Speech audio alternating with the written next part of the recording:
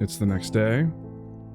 I've had time to process that ending. I look back at Flynn as he winds his way down the trail towards the road. I sigh angrily, starting towards him. I sigh angrily. He doesn't want to. Chase, I wouldn't... Someone's gotta talk sense to that idiot. He thinks he can just get away with this shit? You know how he is. I keep walking. He stops walking and turns around fully to face me. I step up right in front of him, just a few feet away. He looks me over, and for some reason, I can see a smile threatening to crack his face as he tries to keep it hidden. Yeah? And what are you gonna do about it? I shrug. Talk? We were having a good time. Why do you have to go and turn everything good? Suddenly steps up close, thrusting his chest out into me. Hits me around the neck, and I stumble back. Not in the mood. He sticks the toothpick back in his muzzle before he turns and starts walking away again. I can tell you're in a mood. Go back to the river so you can all talk about what an asshole I am. What? I watch him go for a bit. I'm not too worried about Flynn actually beating me up. I'd annoyed him pretty bad before, but he hadn't ever actually hurt me. At least not maliciously. See, that just makes me feel so fucking bad about... God damn, man. I want you to stop being a dick. Some of the posturing coming back. What? Oh, Christ, you heard me. That is not a good thing to say to me right now. Flynn starts leaning over me again, and I lean right back, almost bumping muzzles. Yeah, well, everything you said back there was not a good thing to say. I see the corner of one of his eyes twitch. We're so close I could smell the beer on his breath. I see that smirk tug at his muzzle again. Coming in for a kiss? Presses even closer and I feel my muzzle flush, but I'm not backing down. I see how it is. You're bored with Leo, and now you want some lizard action, eh? No, I just want an He raises a brow and leans back a little. Of why you're being such a dick when we're all supposed to be having fun. Actually, I think I know exactly what this is. You're trying to prove me wrong. Well, being an obnoxious twit doesn't suddenly mean you've got a personality. Anyway, they told me to speak my mind. I did. He turns away again and starts walking. I quickly catch up and start walking alongside him. That's not an answer. Besides, even if something's true, it doesn't mean you have to point it out in the middle of everyone's vacation. Flynn keeps walking, opting to glare at the dusty trail. Do you really think I'm just looking to bone all of you? I'm not. Flynn laughs, and for once, it's not cynical, it's genuine. I think what you're doing right now isn't helping your case, Chase. What? I'm just trying to figure out what the hell is wrong with you, Flynn. My phone buzzes.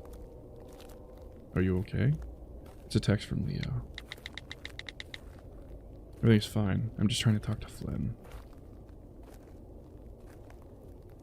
I jerk my phone away as I realize he's been reading over my shoulder. What? Wolfie boy think I'm gonna clock you for being annoying? You almost hit TJ. Almost. At this point, we're walking along Lake Emma Road, with the trail winding between it and the reservoir itself. Okay, so we're exactly where I would see Leo, or where we would see him if I was with Leo. There's a little guardrail on the lakeside, but it's rusty, and I seriously doubt that it would stop any car from going over into the lake. Another 10 minutes and we'll reach the motel. My phone buzzes again as I get a response from Leo. If he says anything, call me. He stops, and I turn to face him. He looks sad for once, staring hard at the ground. I just sort of blacked out for a second. I was angry. That's what murderers say after they kill their exes. Jesus, Chase. Well, okay. I fucked up. Yeah, no shit. It's just something that's been fucking with me ever since it happened. That he's not telling the truth. Flynn looks up at me sharply. You know he isn't. Flynn's staring at me hard, as if he's looking for something, and this time I do look away. Well, what if he is? No, you saw him right after it happened. How scared he was. How he couldn't look at any of us. I have no idea what to say. Flynn never talks about this. Before today, the last time I'd heard him mention Sydney was like 6 years ago. It just It really fucked me up. And that we thought we could just come back to the stupid fucking lake. He kicks his foot across the ground towards the reservoir, some pebbles falling over the steep drop and plopping into the water. It fucked us all up, but Flynn most of all. Look, Flynn, maybe something did happen. Something he doesn't want to tell us. But it's TJ. You know what kind of person he is. And that's what makes this so fucking shitty. But we were kids. He was like 10 years old. We're different people now. Looking behind Flynn, I see Leo's van coming up the road. Flynn waits for me to go on, but sees me looking back and does so himself. As soon as he sees the van, he folds his arm and turns his head to look across the lake. As it pulls up alongside us, the windows roll down, and I see Jenna in the passenger seat, Leo next to her. Hey, we're heading back. Wanna get in? Flynn doesn't say anything, instead choosing to continue staring at the lake. I decide that it's probably a good idea for me to walk with him instead of making him do it alone. That's alright, we're just talking. Leo shifts his gaze to Flynn, studying him before turning back to me. Alright, text me later, okay? Okay. Flynn grunts and keeps walking up the trail toward Echo. Towns of windows and rusted signs glinting in the desert haze. I skip up alongside him. Hey, why don't we go to the diner? It's just a few minutes away. Flynn grimaces. I can't eat that shit anymore. What? What? When's the last time you ate there? A few years ago. Wow, what do you eat then? Flynn laughs. I go to Peyton where they actually have grocery stores. Oh, okay. A few moments of silence pass before Flynn speaks up again. I guess it wouldn't hurt to eat there again, for old time's sake. Yeah, I'll have a Coke. I'll have a Coke. Sure thing. Flynn does move his hands at this point and looks at me. His expression is odd, like he wants to say something. I look back and raise my brows, but he just shuts his muzzle and looks out the window. Alright, I'll be right back with you. Did he think me getting a Coke was weird? A tuna melt, onion rings. Uh-huh, and you, Chase? Wow, what? Okay. This game's fucking with me to the point that even just ordering food has me like, does it matter? What does it do? A weird squinting sort of way, as if he's trying to see something. Great, I'll have it right over. Sit tight. As he bustles away, I look to the side, then back at Flynn. What? His face incredulous now. Do you really not? He doesn't finish, instead shakes his head. Never mind. Seriously, you're kind of freaking me out. Flynn chuckles and covers his eyes again, rubbing. Same. The hell is he talking about? Opening my mouth to ask again, but he cuts me off. Listen, I've got the day off tomorrow. Do you want to do something? Wow. I stare at him at a loss for words. First he's acting like a complete douche, then he tells me I'm scaring him, and now he's inviting me to hang out with him? Is he, what do you call it, bipolar? How's this look? Carl tangles the lure in front of himself, bouncing it around. Flynn squints at it incredulously. I'm pretty sure his muzzle would be hanging open if he didn't have a toothpick in his mouth. Jesus fucking Christ, Carl, what is that? What? Carl's tied the spinner in a giant, ugly knot, the string sticking out in every which way. It almost lands on the opposite bank. It does, however, wrap tightly around a branch sticking out from a fallen log in the shallows. Unfucking believable. Oh shit, He starts tugging and pulling, trying to get it untangled from the log. No, stop. You're gonna have to walk around the edge and get it. What? There's fucking cacti on the edges. No way in hell. Too bad. That's one of my last fucking lures. Whoa, come on. Carl's shoulders slump as he looks out across the pond. I sigh and set down my pole and start stripping my shirt off, followed by pants. After a pause, I decide to take off my boxers too. It's not like Jen is here. Takes them a while to stop arguing, now about the plural form of cactus, and realize that I'm now nude. Chase? I'll get the damn lure to stop arguing. Just wanted an excuse to give a little striptease, huh? Shut up, we've all seen each other naked. Hey, Chase! Flynn says there's leeches in the pond. I hear a loud smack. Speaking of which, why don't you go further up the stream and wash up? I don't want you bringing pawn shit in my truck. Okay, everything okay? I jab and look back. Flynn's leaning against his truck, arms folded, watching me. I blush. It was easier to be naked in front of the two of them, but for some reason it just being Flynn makes it way more embarrassing.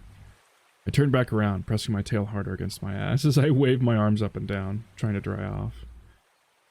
Yeah, come for a show? Yeah, always wanted to see the naked otter mimicking a bird. Shut up, I'm trying to dry off. Flynn doesn't say anything, so I just turn around, not even bothering to cover up, paws on my hips. Okay, seriously, you just come to see me naked? He hasn't moved at all, but he cracks a smile. Maybe. I don't let that trip me up, and instead thrust my... Jesus. You really know how to creep a guy out. I lift up on the handle, but the door doesn't open. Hey, unlock the... Ugh. Something shoves hard into the small of my back, and I'm thrown forward to land, with a wet splat against the hot metal of Flynn's truck. What the hell? Something tall, skinny, and muscular presses up against my back. Chills run down my spine as Flynn's muzzle snuffles into my ear, a low growling in his voice. You really think you can just tease me like that and get away with it? His paws slide around my body, between the car and my stomach before moving up my chest. I'm frozen that way, paws against the passenger window as I stare in shock through it at the truck's steering wheel, though I'm not really seeing it. There's a pause, and I think it's because he's waiting for my response, to see if I tell him to stop or not. I don't, though. I lean my head back into his neck, feeling my entire body break out into goosebumps as he rubs at my chest. You like that, don't you? I respond with a gasp as his sharp teeth graze across one of my stubby ears, his hot breath sending another wave of chills over my skin. Well, this escalated. Acting like a little slut. You didn't think this was gonna happen. I stiffen a little under the remark and lift my tail up again between his legs. You're one to fucking talk. I'm not completely sure about what's going on, if this is a spur of the moment thing or if he's just trying to prove a point. What I do know is that we both want it. There's a lot of choices during Flynn's, damn. Flynn's not too bad with his hands. I want to see what he does. Flynn pauses for a second, as if he's having second thoughts, but after a while he goes on. Damn, you're fucking hot. He rubs my stomach, which I suck in, and I have to keep from whimpering as one of his fingers teases at my belly button. I like skinny guys. Is that just a natural part of being an otter?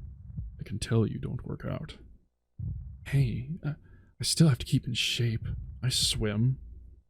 I can't go on as he breathes into my ear again, making me gasp and lean my head back, biting my lip. Sensitive ears, huh? Finally, he gets to my lower stomach, and he pauses, waiting again for my response. Again, I don't say anything, instead pushing my butt back into his crotch and thighs. One of his pinky fingers prods gently at the top of my sheath. Suddenly lets go from cupping my stomach to cup my balls, pushing the furry sack up against my body. I gasp loudly, eyes wide as I feel my sheath filling up as his thumb prods at my nuts. There's something mind-blowingly bizarre about having one of my childhood friends groping me like this, and it's got me all kinds of confused. 3 years ago, just before I left, this would have been insane. No way in hell would I have been okay with it. But now, something about the time we'd been apart has made all of this okay, and incredibly hot. I think not having any sort of release over the past few days has something to do with it. Flynn suddenly lets go, and grabs me by the shoulder and turns me around roughly. Once my back is pressed firmly against his truck, he grabs my wrists and pins them up by my head. With my body fully exposed, he looks me over, a hungry look in his eyes. I just stand there, feeling vulnerable under his gaze, especially when he gets to my junk. I get harder just with him looking at it. His eyes flick back up to mine, and I look back at him. Then I give him a smirk. Flynn sneers back, and suddenly his head dives in. I have just a second to gasp before I feel his muzzle close around my neck, and I freeze, fur standing all over my body. Flynn gently undulates his head, getting his teeth past the thick fur on my neck to prick at the skin underneath. I stare at the sky, mouth hanging open as I clutch at his chest, feeling the chuckle past his pecs as I keep as he keeps me pinned. Then he presses his thick, strong tongue through my fur to tease at the flesh, pressing against the pulse in my neck. My knees go weak and I sag against the truck, letting out a loud, gasping whimper. This spurs the lizard on, and he lets out another chuckle, doing it again, clearly wanting to make me to make more noises. The hell did he know all my weak spots? Flynn brings down my right paw from its position against the window, which is fine because it was starting to fall asleep. Then he presses it against his stomach. He's warm and soft, his leathery hide sliding smoothly along the muscles of his belly. It's clear he doesn't work out either, but I'm okay with that. I press against him, and he gives a slight huff through his nostrils. Then he starts to slide my paw lower, past the waistband of his pants under his boxers. I can't see what's going on, since he's still got his mouth against my neck. That's when I feel something hot and smooth against my fingertips. I grin, feeling mischievous. Wrapping my paw around Flynn's rock-solid member, I give a brisk, smooth pump. He moans, practically melting over me now, his muzzle in the crook of my neck, and I think I feel him. Drooling down my back. Shit. Oh, you must have been a handful for a Wolfie boy. He's not the type to easily submit. Flynn's right. Leo was a stubborn boyfriend, in and out of the bedroom. Hey, I'm a versatile otter. I like to trade off. I grin as Flynn guides my paws in his briefs, returning a smirk. TJ's standing on the other side of Jenna now, keeping her between him and Flynn. No one's saying anything as I get to the register, the air tense and TJ fidgeting with his facial fur. Aww. As I pull my wallet, I look over at Jenna. Hey, how was your hike? Fine. Hot. Red Fox I don't recognize takes the $2 I hand to him. I feel Flynn shift around next to me, then I hear him taking a breath. Hey, Teej, did you... Hey, Flynn, did you forget what happened yesterday? I cringe. Jenna's tone is sharp, and now I just wish I could turn invisible. Huh? Can't you tell he doesn't want to talk to you? Flynn doesn't say anything. The tension is so thick in the air, I feel like I'm back in the slimy pond. Cashier Fox pauses in handing me my change, staring at Flynn and Jenna. Thanks. I almost yell as I reach out for the money, as if the volume of a voice will make everyone forget and provide Flynn the opportunity to escape. It doesn't work. We're not kids anymore, Flynn. You can't just treat us like crap and expect us to act like it's okay when you decide we're worth talking to again. Flynn just hunches forward, staring off to the side towards the back of the store. TJ suddenly heads for the door, and I can see his face twitching as he passes me. Jenna follows him, past Flynn, before turning around as she reaches the door. You want to talk to us again, then you're going to have to act like an adult and apologize. Otherwise, later. I'm about to say something else to Jenna, but I can hear TJ starting to open the door, so I just shut my mouth and close my eyes again. Do they ever toy with when he lowers his phone, like he can see like something terrifying in the reflection? Does that ever happen? That would be a fun little detail. Flynn parks before slowly and quietly opening the door. Flynn, what the hell are you doing? Oh, Flynn, what the hell are you doing? Leo Whisper yells at it as he walks up to the truck, glancing over at Carl, who's leaned back in the seat with his mouth hanging open. Even from here, I can hear him snoring. Hey, Wolf. Still want it to be a surprise, you'll shut up. What the hell are you doing? We went to the reservation. What? Why? Because it's something we do sometimes. I texted you that we were going to surprise him. Yeah, that's why I'm here. Flynn rubs the back of his scaly head. Just a little late is all. Started winning more than I usually do. So Carl and I stuck around for a little longer. You were gambling? Of course, because that's all the reservation is good for, huh? Whoa. Flynn holds up his hands defensively. What's with all of you? Flynn's eyes settle on me, and for some reason I feel my heart give a jump. Chase, what the hell crawled up everyone's ass? I feel like the answer should be obvious, but if Flynn's trying to get things at least somewhat close to normality, then I'm fully behind him. You know how Leo is. You know how Leo is, his way or the highway. Leo shoots a glare at me, but I grin at him, trying to lighten the jab. I sense TJ further back behind me, separate from our group. I really wish I knew what he's thinking right now. Oh yeah, isn't that place by the theater where they basically force you to wear one of those cone hats? Yep, and I swear to God, if one of them gets all touchy with my horns trying to put it on... What, you'll blow pot smoke at them? I think it's kind of fun. TJ's struggling to pull the plastic dome off the cake. Leo reaches out to help him, but it pops free at the moment. Takes a large glob of frosting off the side of the cake. Ah! Good one, Tej. We can give that piece to Carl so he can stay on his diet. Flynn puts air quotes around the word diet. An awkward silence follows, one that Flynn clearly notices, and I see him sulk in response. Trying to be nice to him. And did you see Jenna? She's not fucking helping. You know how TJ is. Just leave him alone. He's a fucking adult. He's not some little kid you have to protect. That's why it's been years and the little shit hasn't manned up enough to say what actually happened. Come on, Flynn. See? That's what this is about. You only want another chance at him. Leo's looking at Flynn with pure disgust in his face. Sounds like you think I just want to fuck him. I wouldn't put it past you, slut. Flynn leans back with a smirk. Then I'm not the only one with ulterior motives, eh? Flynn's eyes flick to me. Leo doesn't even say anything in response, instead just letting out a rough snarl. Flynn only flinches a little, but doesn't move, just folding his arms, staring hard at the wolf. I don't want to see you talking to him again this week. If you do, I'll shove your fat tail so far up your ass. Buy me a... Chase, get out to the car. I jump as Leo snaps his head in my direction. I'm torn about this. I don't feel like Flynn did anything wrong in trying to talk to TJ. But if what Leo suspects is true... I think I need to... Alright, cool. Oh my god. Don't me. There's a good amount of satisfaction I get out of teasing Flynn. I mean, your cousin or whatever is the mayor, right? My aunt is, and so what? Isn't that nepotism or something? Flynn sighs heavily behind me. Elected. Alright, just seems kind of, I don't know, like not a good thing. As I film, I can hear him really starting to grumble behind me, so I try to change the subject. Why? You didn't do anything. But I could have.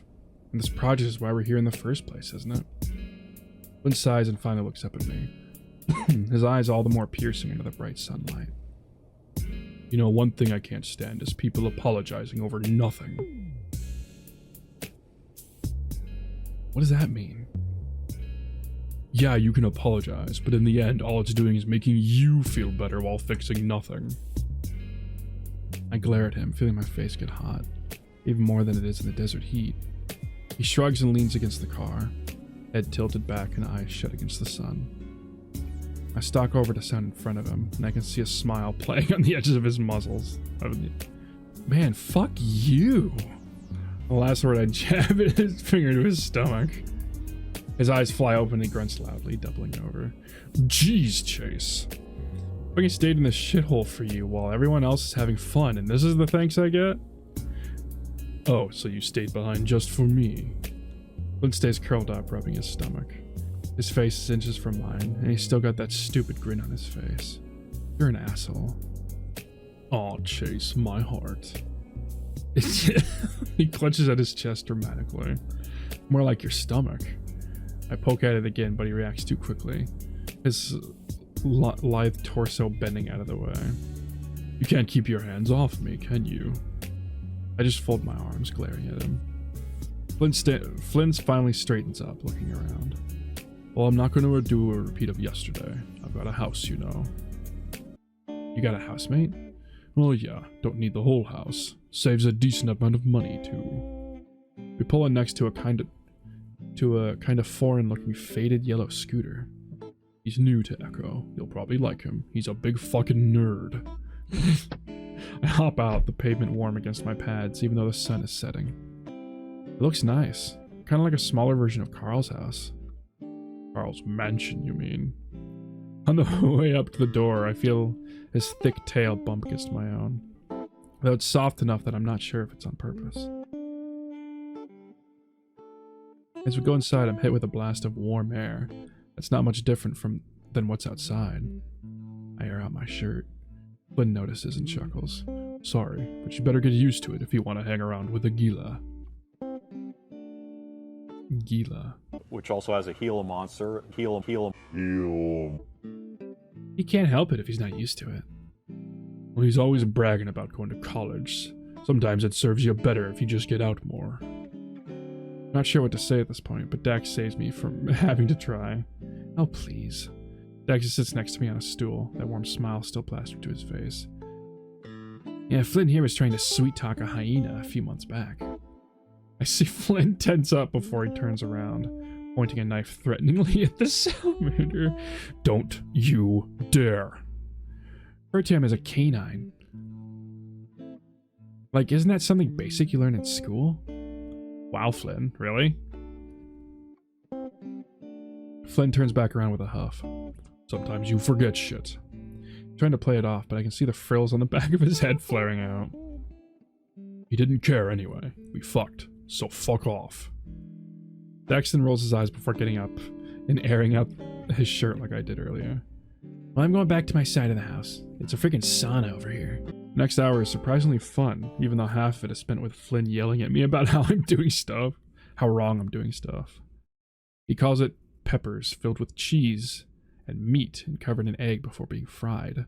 I have to agree with Flynn that it's way better than the diner food, even though the food over there is still pretty good.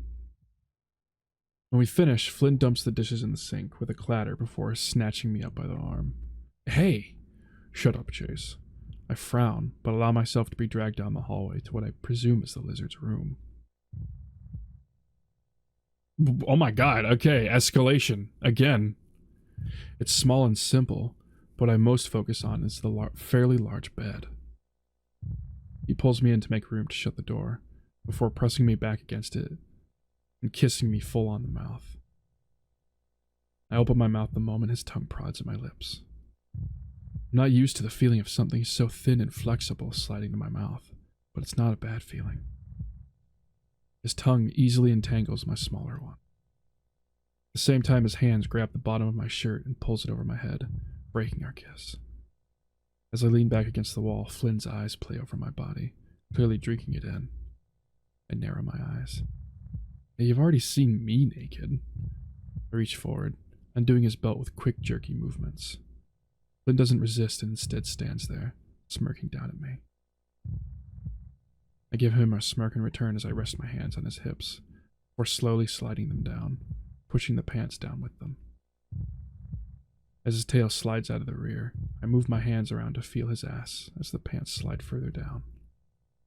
His thick tail twitches in response before I squeeze his soft rear, earning a gasp from the lizard. I'm so preoccupied with his backside that I almost forget the front. That's when the pants finally drop to the floor, and I found myself face to face with Flynn's cock. I almost go cross-eyed staring at the tapered tip.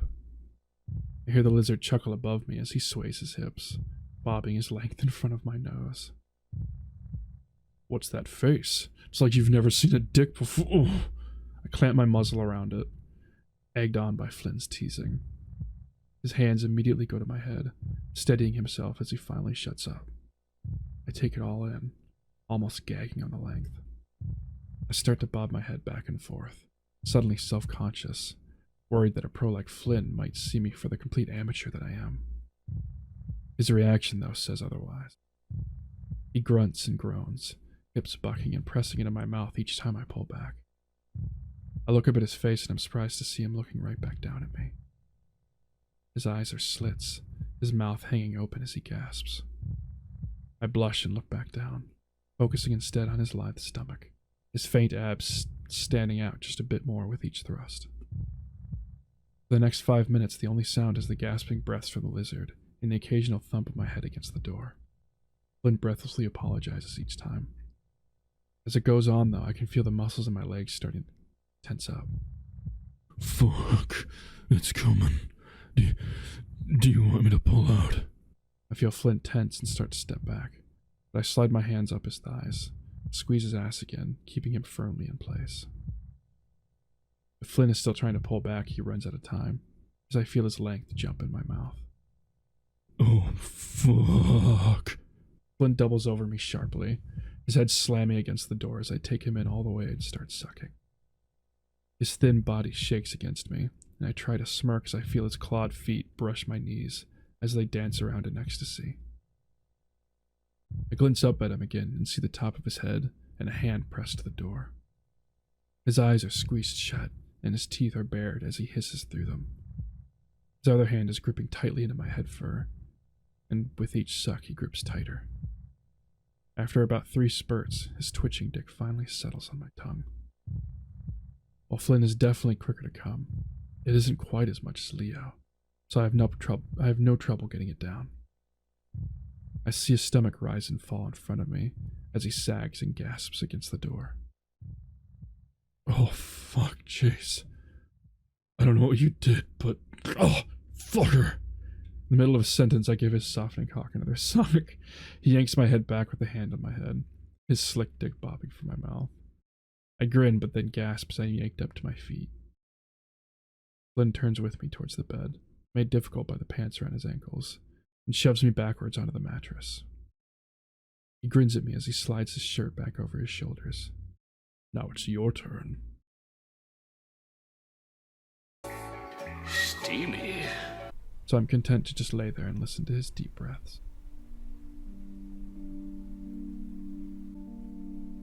What's wrong with me wanting to know what happened? I pause in my rubbing, resting my paw in the middle of his stomach. He tenses it for a second, so I continue rubbing. Nothing. I guess it's how you go about doing it, he grunts. Doesn't matter how I do it. He's gonna be upset. Might be easier if you try go at it more delicately. Then takes a deep breath and I watch my hand rise and fall with it. He's hiding something. You know it too. I don't say anything. We lay like that for a while. Flynn breathing softly onto my ear as his fingers creep over my arm to tease at a nipple. Everyone does. They still treat me like I'm some sort of monster for wanting to know. I press down suddenly, and he grunts loudly into my ear as he tenses up against my hand again. You don't really think what you did at the river was appropriate? Ow! I cringe as Flynn pinches my nipple. He doesn't say anything though, and we lay in silence for a while longer. Sydney didn't deserve that. I swallow. No. I mean, I know he was a dick, but he came from a rough place. I just listen, not wanting to say something wrong. Flynn never opened up like this. You guys didn't know him like I did. I stop rubbing and turn my head up to look at Flynn. His eyes are open, staring up at the ceiling. Ace, I need to find out what happened. Then, no. I'm sick of wondering. I'm sick of imagining. He looks down at me suddenly, and the expression on his face is strange. I'm gonna talk to him again. Ooh, TJ? He doesn't say anything. Then, don't do that. Yeah, why not? This is probably the last chance I'll get. But nothing good will come out of it. If he hasn't said anything until now, then he probably never will. We'll see about that. I'm gonna go to the bathroom. Maybe take a shower. Alright. I get up onto unsteady feet and head into the hallway, wondering if I should try.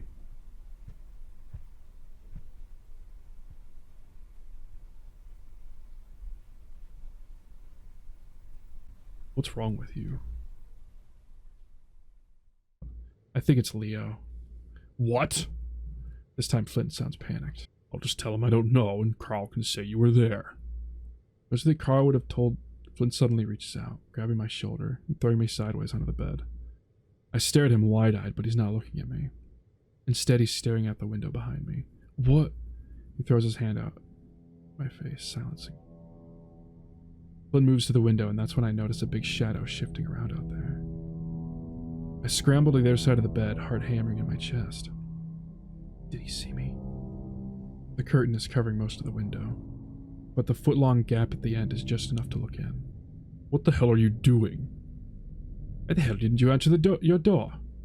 Leo's voice is angry. Honestly, a lot more angry than I would have expected, despite the situation. I just woke up. I was knocking for like 5 fucking minutes. I'm a heavy sleeper. You're dressed and everything. I just got dressed. Most people don't go peeking into windows when they don't get an answer, though. Flynn glares through the window. I quietly roll off the bed so I can hide better, even if I'm not in view of the window from here. Listen, I'm just looking for Chase. Have you seen him? No. Flynn shifts his position a bit in my direction, as if trying to block Leo's view. Looking for something? Yeah, Chase. Well, he ain't here. Why would he be? He stayed behind with you at the party, didn't he? Yep, then ran off to do some project or something. Is it my fault Leo can't get over a relationship? I have the right to do it. Yes, it is your fault because you decided to ghost him for what, 2 years? You piece of shit? Panicking and practically numb with fear, I crouch down and pull open a cupboard under the sink. Amazingly, there are only a few bottles of cleaning solutions, leaving plenty of room for me to squeeze in. Your clothes? Did you get those? Did you back out? Okay. Well, setting my other hand against it, so I won't spring shut. Everything goes dark and their voices become muffled once. Hugging my knees as I try to keep my breathing quiet. It's actually a little while before they come into the bathroom, and I almost jump as Leo's voice booms in the small space. His smell is all over your fucking house. Then he should probably shower more. That one's good. I jerked off later. Sorry, but this really ain't any of your business. You know, it kind of fucking is since I planned out this entire fucking thing. Leo's starting to lose his temper again. You know, this isn't Leo at all. Calm down. Jesus, maybe he went off to do more research or whatever. Said he wasn't done at the mine. At the mine. Leo's not listening anymore. He's looking to the side, staring at the wall, hackles raised. Listen, I'll drive around town real quick to see if I can find him before work, alright? Flynn, you know you ruined this whole thing for me, right? Thing? For you? What are you talking about? I'll be fucking damned if I let you do it again. The anger and spite in Leo's face is scaring Flynn. Leo, what's going on? Leo still isn't listening. Wolf turns sharply away, yanking open the door. Leo. Flynn reaches out, resting a hand on Leo's shoulder. At that moment, the wolf throws an elbow back into Flynn so hard that the lizard is sent stumbling back several steps before falling to his knees. Flynn lets out a hoarse groan, but Leo ignores it, slamming the door shut on his way out. Flynn stays like that, doubled over on the carpet, making soft rasping noises before his breathing finally comes under his control. He stays there a while longer, absorbing what just happened, knowing that Leo isn't himself either. He also regrets doing anything with Chase. It's kind of sad too, because I was really starting to warm up to Flynn, the idea of Flynn and Chase. Listen, Chase, you ever feel a little bit like not yourself? Look up and see that the lizard is looking at me through the mirror again. He quickly turns his attention back to his picking. I don't know, like you're not fully in control of what you do. Is Flynn trying to get at something? Does he feel like he wasn't in control of what happened between us? No, at least I don't think so. So you've never felt like you're not yourself. As to what Flynn is getting at, I decided to humor and think. I guess after what happened when we were kids, I didn't feel right. After Sydney. Yeah. I tried to avoid talking about it directly, but Flynn doesn't seem to be bothered by it right now. You probably remember that I saw a therapist after, because I felt so different and it scared me. Flynn nods. Did they figure it out? Kind of. If I remember right, they said it was like a disassociative thing. What's that? Like, sometimes when something really traumatic happens, your mind sort of distances you from yourself to protect you. I shrug. Something like that. I'm not very good at psych stuff. I almost tell Flynn to ask Jenna, but of course he can't. So did they fix it? Not really, but I got used to it, I guess. It was like the new me. And you're okay with that? I shrug again. My therapist said that really traumatic things can change the way your brain works forever. You just learn to live with it. That doesn't sound good. No, but it's a part of life. I think we all changed. Yeah. So, when are you planning to talk to TJ? Been silent for only a second. Saturday. The end of your trip. I'm not sure if that's the best idea. Doesn't leave much time to make amends if things turn sour. Which they most likely will. But then I guess that means we'll easily be able to just leave as soon as it's over. Okay. Flynn's still looking at me, so I abruptly stand up, putting my phone back into my pocket. Anyway, you ready to go? I don't want to make you late for work. Sure. Aww. I'm actually, like, starting to care for Flynn now. But, well, I mean, I was a little bit ago, but I'm actually, like, at that point where I'm like, I want him to be happy, too. So with that, Flynn takes me to Carl's house, dropping me off before heading to work. Can you hug him? What's with this whole story, anyway? About you spending the night or whatever? I debate whether it's worth telling Carl or not. He'd go along with it either way, but keeping all of these secrets is starting to make me feel sick. Well, I spent the night at Flynn's. Leo found out I wasn't at the motel, so he came looking for me. Oh, shit. Did you and Flynn, I let the silence hang for a while. Carl snorts. Wow. Come on, Carl. No, I don't mind. Just seems kind of weird. How so? I feel myself get defensive. Not really in the mood to be judged by Carl. Yeah, he's cool and everything, but his life, let alone his sex life, doesn't exactly put him in a position to do so. Well, you just barely got here like 5 days ago and already. I sigh. You know how Flynn is. Yeah, I do. So he's flirtatious. That's just, okay, he's naturally a flirtatious man. But you know, Flynn cares about you too. Yeah? I text Leo a quick affirmative, though I'm not really sure when that hangout is going to happen. Yeah, wouldn't stop talking about you when we drove to the reservation. Aw? Really? That actually did seem really out of the ordinary. What the hell would Flynn have to say about me? Bunch of stuff. He wanted to buy you something from the reservation, but thought it might be too weird. Flynn? Buying me a gift? That is kind of weird. For Flynn, I mean. I thought it was kind of cute. What else did he say? Said you seem to have grown up a lot. That you're way different than you were as a teenager. Chase, you fucking realize that when this week is over, you just get to go back to college land. And I'm stuck here with the results of all your shitty choices. You know Carl as well as I do. He wouldn't go telling Leo to start drama. Anyway, he saw us, you know, by your truck. Flynn's eyes open, and he just stares at the ceiling for a long moment. Fuck it.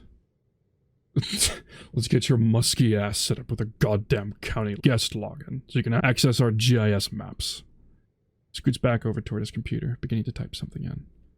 I catch a glimpse of his desktop wallpaper. It looks like some sort of waterfall surrounded by a lush evergreen forest. It's kind of blurry, like a smaller image stretched to fit the screen size. I also see a few transparent stock image logos overlaid on top. Man, I hope...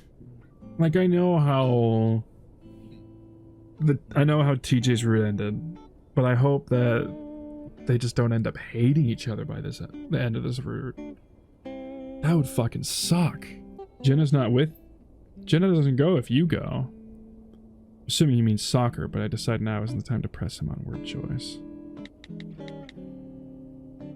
Filming with Carl and Flynn here. Well, is it a good idea to mention Flynn? Maybe just Carl. Slide my phone in my pocket, unlocking the trunk of my car so that I can start putting away all this equipment. Huh. Quick response for someone playing soccer. And that's me from Carl. Get back to work. No texting. I look around at the trunk hatch to see Carl's smirking muzzle, his chin buried in his hoodie.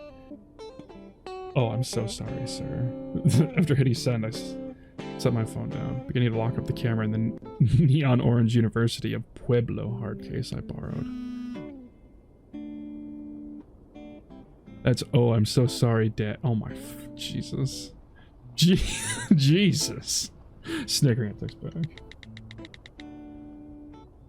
Don't play gay chicken with me. I will win. Masita tribal government hasn't put forth any sacred site claims within miles of Echo. Not really. Really? Why's that? I don't have a whiff of shit's worth of a clue or care. Go ask Jenna if you want to be all weird about it. I don't think she has much ties to her tribe. You know, it doesn't stop her from being a bitch about it whenever she sees fit. Damn. Flynn sucks in his cheek, as if saying that left a bit of an unpleasant taste in his mouth. Flynn speaking less than kindly toward folk isn't anything new, but not usually about Jenna. Is this about what she said when you got all the lighter from the reservation? His lips then. You thought that was bullshit too, right? I think she was just still in, I don't know, den mother mode with regards to TJ after what you did. If you want to get everyone talking again, you should just apologize.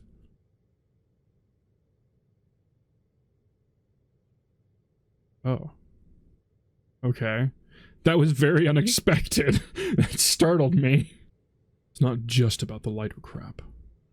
She doesn't give a shit about me. And she really didn't give a shit about Sydney. I blink. Still amazed at how much his name is being mentioned after all these years of silence on the subject. Especially from Flynn. He catches my expression and grunts, the Gila resting the side of his hip against the sorting counter. When he died, all she fussed about was how it affected TJ. Sid could rot for all she cared. That's not fair. We were kids, and people react to that sort of traumatic stuff differently. Maybe helping TJ is what kept her occupied. Oh yeah?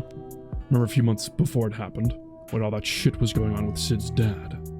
And fucking Jenna, all she did was try to shield TJ from all the negativity of the situation. She tried to help, but he was different. I don't know, fuck, we were just kids. No, she fucking hated Sydney. Carl hated Sydney. Leo hated Sydney. TJ would never fucking admit it, but he hated Sydney.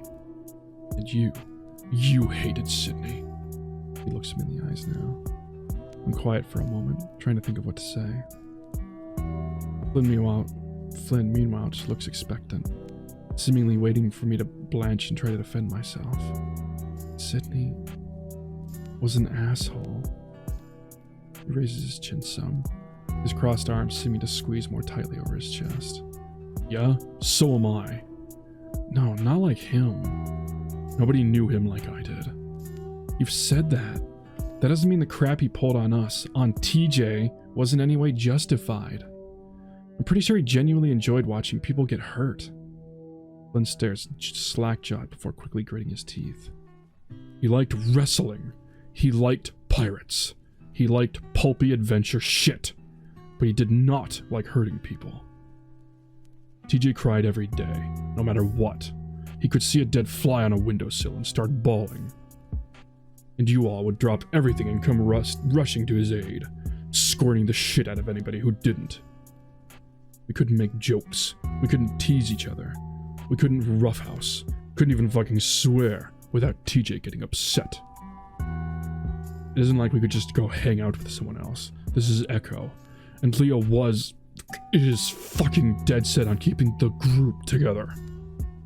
Though now the group for Leo essentially consists of two members. Your ass and his cock. Jesus. 10 years. When Sydney died, you all convinced yourselves he was this fucking monster kid, so that it didn't have to hurt as much. I ain't gonna apologize. Fucking hell, they should. Flynn crosses his arms, staring some out the sole window of the cramped mailroom. The cloud cover lifts. I'll be at the front desk. You take something, always put it back where you found it. He turns, making his way back to the narrow hall. I'm left alone. At town meeting to discuss Echo, Meseta tribe relation. Adler. I just realized now that that's Janice's last name. Must be a distant relative of hers. This music. Opening the folder, a photo placed in front of all the documents immediately catches my attention. Ooh. Wow. Part of my mind immediately flashes back to Leo, but even he wasn't anywhere close to being this defined. I have definitely seen art of that character. Also, why is there just him? Is that just a thirsty picture? Even back then? I step out of the car and pop the trunk, moving to gather up my equipment. So, wait, we're just going to Flynn's house? Is he okay with that? Is he expecting us? Flynn steps past us without much acknowledgement, moving to the kitchen beside Daxton. He's still probably pissed at me. We have a block of Havarti, but it's in the freezer. There's this thing called a defrost setting on the microwave. Yeah, but you left the fish you caught all on top of it. The pack is sealed. That shouldn't matter. The whole freezer kind of reeks. Like I said, the package is sealed. That shouldn't matter. With a shrug to Carl, I move in and set my equipment down next to the kitchen island. It's in Peyton. Peyton Print and Design. I'd be like printing copies and making people posters. Oh, the print shop by the mall? I know of it. What do they pay? Minimum wage. Not that it matters, though. Daxton looks slightly confused. I turn to him. Carl's parents are pretty well off. Flynn stops what he's doing, going to the fridge and taking out a box of strawberry popsicles. He drops it down on the counter beside Daxton, a salamander startling some, looking to Flynn, then the box. Flynn points to the Hen's ice cream label above a logo of a weather vane with a chicken on it. Carl's parents' company. Oh, shit. Daxton lets out an astonished huff, looking for some sign of fib on Flynn's muzzle. No way. Way, I'm the ice cream boy. Daxton blinks, seeming to look at Carl in a new light. That's really cool. Carl looks off to the side, then back to Daxton. Glad you think so, I guess. Flynn takes the popsicles back to the freezer, returning to his station at the sink. Huh. Still kind of weird seeing Flynn in a work outfit all the time. In high school, he was more of a jeans and jacket kind of guy. A southwestern rockabilly who didn't like rock and roll. His work slacks are pretty baggy and definitely hide the definition of his legs. Flynn's got a V-shaped physique through and through, narrow calves but thicker thighs and a sizable rump. When he bends forward a little, I can see the outline of it all. The lewd side of my mind is starting to wonder if he's doing it on purpose. Why would he, after what he said this morning? Steamy. Did you defrost that Havarti, or did you seriously just spend the past 15 minutes cutting into a frozen block of cheese? Side of the house is like an oven with the Habestat running like it is. The cheese warmed up on its own after a while at room temperature. Flynn throws up his hands, visibly exasperated. Wouldn't have taken you 15 damn minutes to cut a few slices of cheese if you just defrosted it. Mainly science fiction and fantasy. You know. Yep.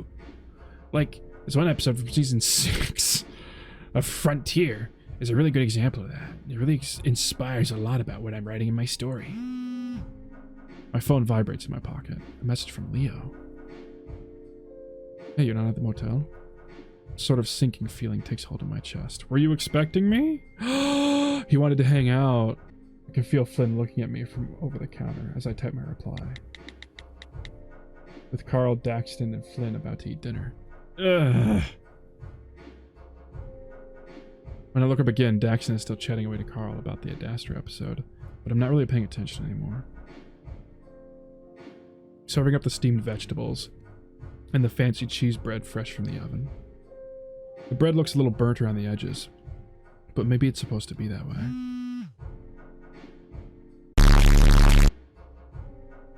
Oh man. Leo. It's not like that, man. I mean, it is. Kinda. But. Man.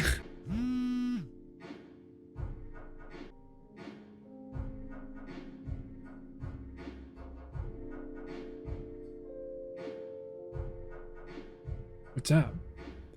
Don't worry about it. Carl and Flynn both look at me expectantly as my thumbs. I like how they're both just super fucking worried about Leo. Should I even respond at this point? I have no clue how he could have found out about Flynn and I, if that truly is what he means. Leo's never really been good at getting his point across through text. He failed many an English class growing up. I can kind of tell. I shove my phone back in my pocket and Flynn steps back. This is so fucking stupid. Carl just looks at Flynn with a flat expression. What? Carl shrugs. Like I said to Chase earlier, man, I won't say anything. Daxton quietly chews on his very crunchy cheese bread, looking at us from this other side of the counter. Drama? Yep. He moves from my side to back. Man, like, I love Leo, but I also really... Fuck you, game. Fuck you for making feel for Flynn.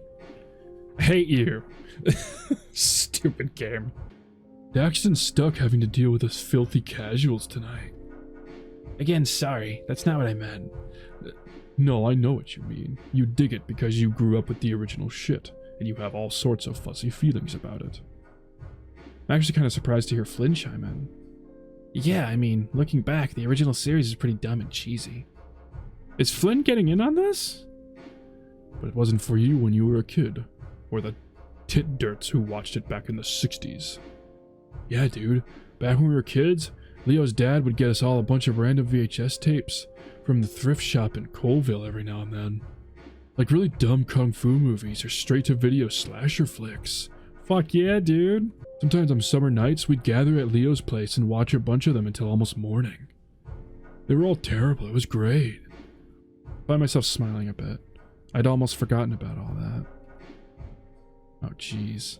Flynn would always get super into them. He would yell at the screen every time the characters did something stupid. Carl chuckles into his paw, grinning toothily at the Gila. Oh man, you'd get so butthurt. You'd start stomping around and slamming Leo's cabinets until you got in trouble. Flynn looks off to the side. If lizards could blush, I'm almost certain he'd be doing so now. Aww. Whenever there was someone with a gun on screen, they never had any trigger discipline and completely held their guns wrong. And every time, every movie, someone was being chased by some killer or whatever that completely forgot how to run.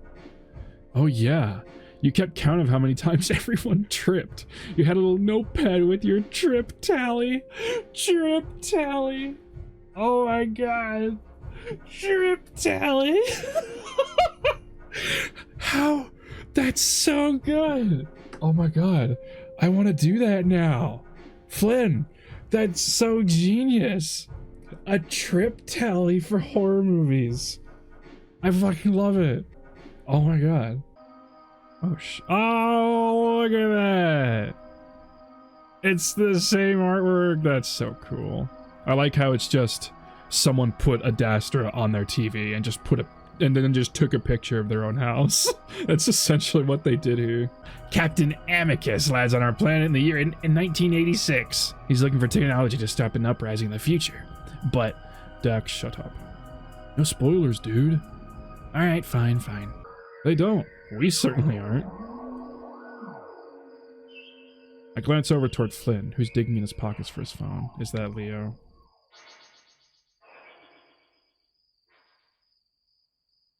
Seem to glow silver and yellow in the light. I find myself leaning forward a little, trying to read the tiny text on the screen. It takes me a moment to realize that Flynn isn't looking at the screen anymore. He's looking at me. He huffs, moving the screen away from my view before beginning to text something. Is it? No, it's not Leo. Flynn stared at his phone some, a sort of expectant expression upon his muzzle. Yeah, I don't mean to be all prying and such, but who's Leo? Daxton seems to be asking me this. My ex. Flynn glances back for a moment, though says nothing.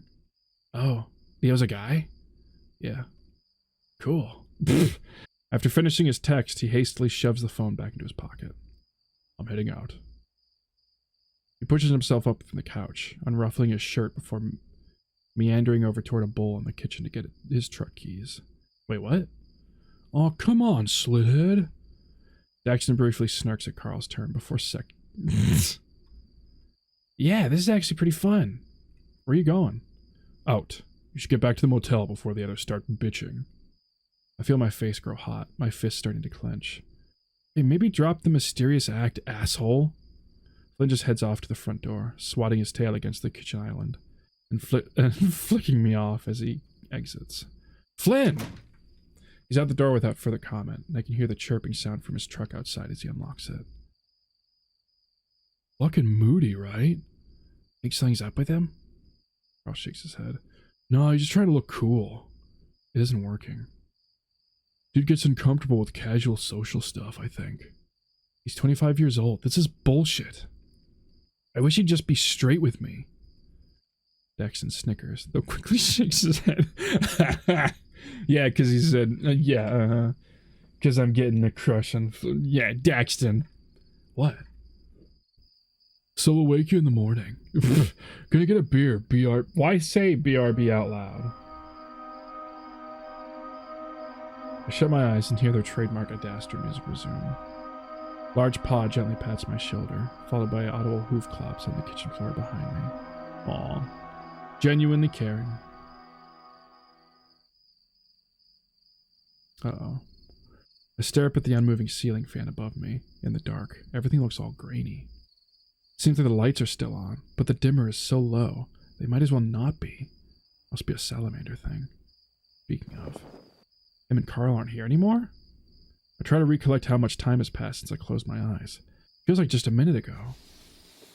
As I rise to a stand, I feel kind of sluggish for some reason, like my legs are still asleep. My face feels kind of numb, too. I always feel worse after taking naps. Not really sure I get the appeal of taking them once a day like my mom does. Moving to the nearby window, I squint at my reflection.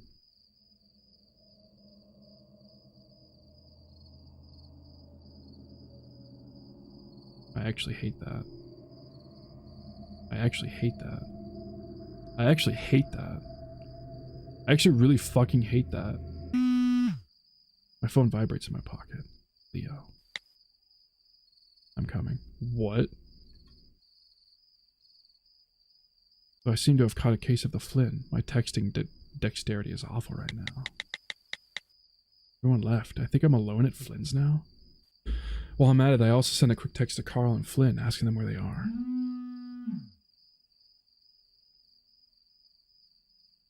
I hate this so much. The message from Leo. Hey. I hate it. Don't you fucking dare. Don't you fucking dare. Huh? I type a quick response. I have to go. Sorry, Leo. I don't like that you did what I said you'd do a while back, where my reflection was different in the phone. I don't like that you did that. I don't like that you did that. It's actually nippy out in comparison to the heat of the day. I have to be dreaming. There's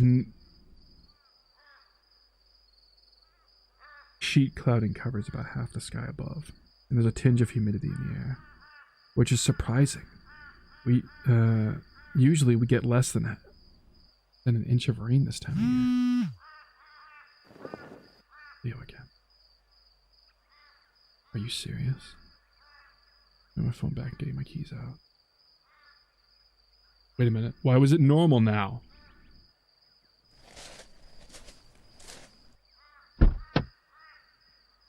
Is this not a dream?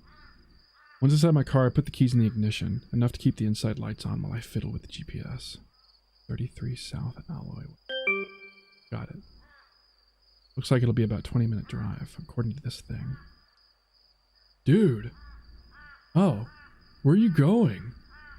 I look over. Carl and Daxton are staring at me through the passenger window, concerned expressions on their faces. Well, a concerned expression on Daxton's face. Carl just looks drunk. What? Where have you guys been? With you. Why the hell did you guys shave off my goatee?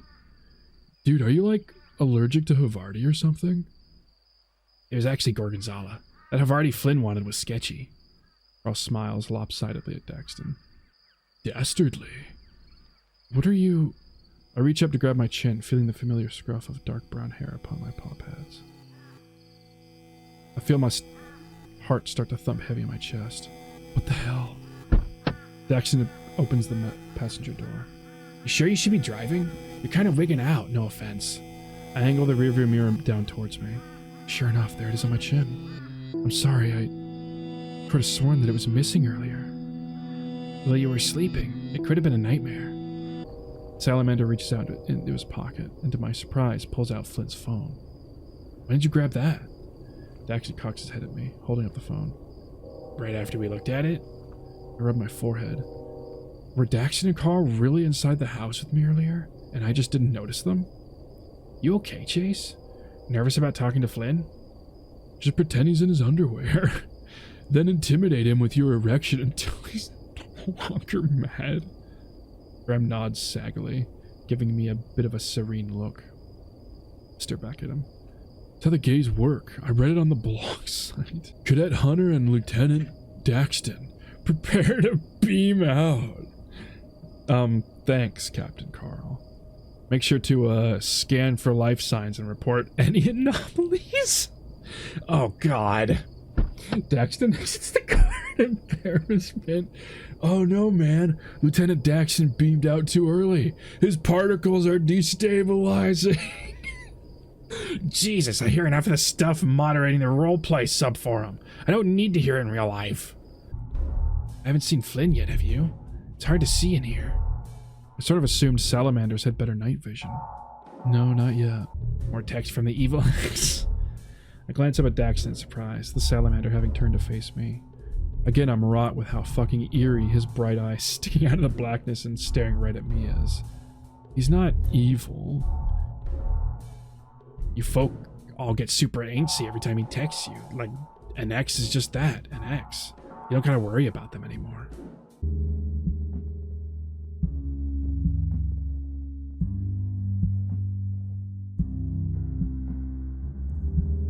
Oh. Come to the smoke room alone. Huh.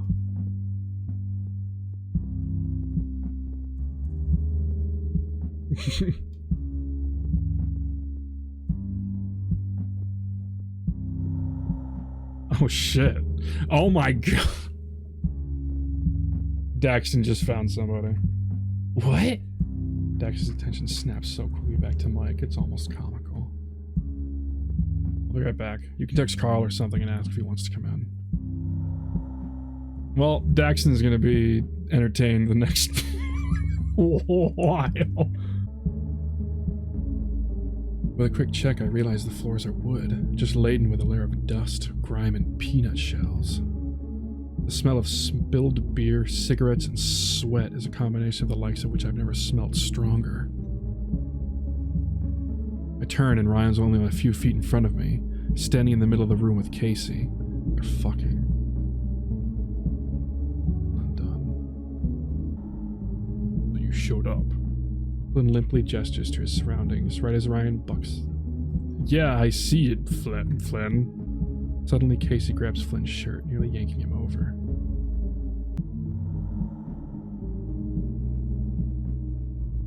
Just give me a minute.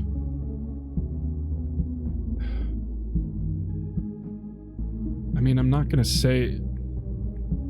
I've been to places like this at fur conventions, so it's not really fucked. I just try to play it cool, I guess.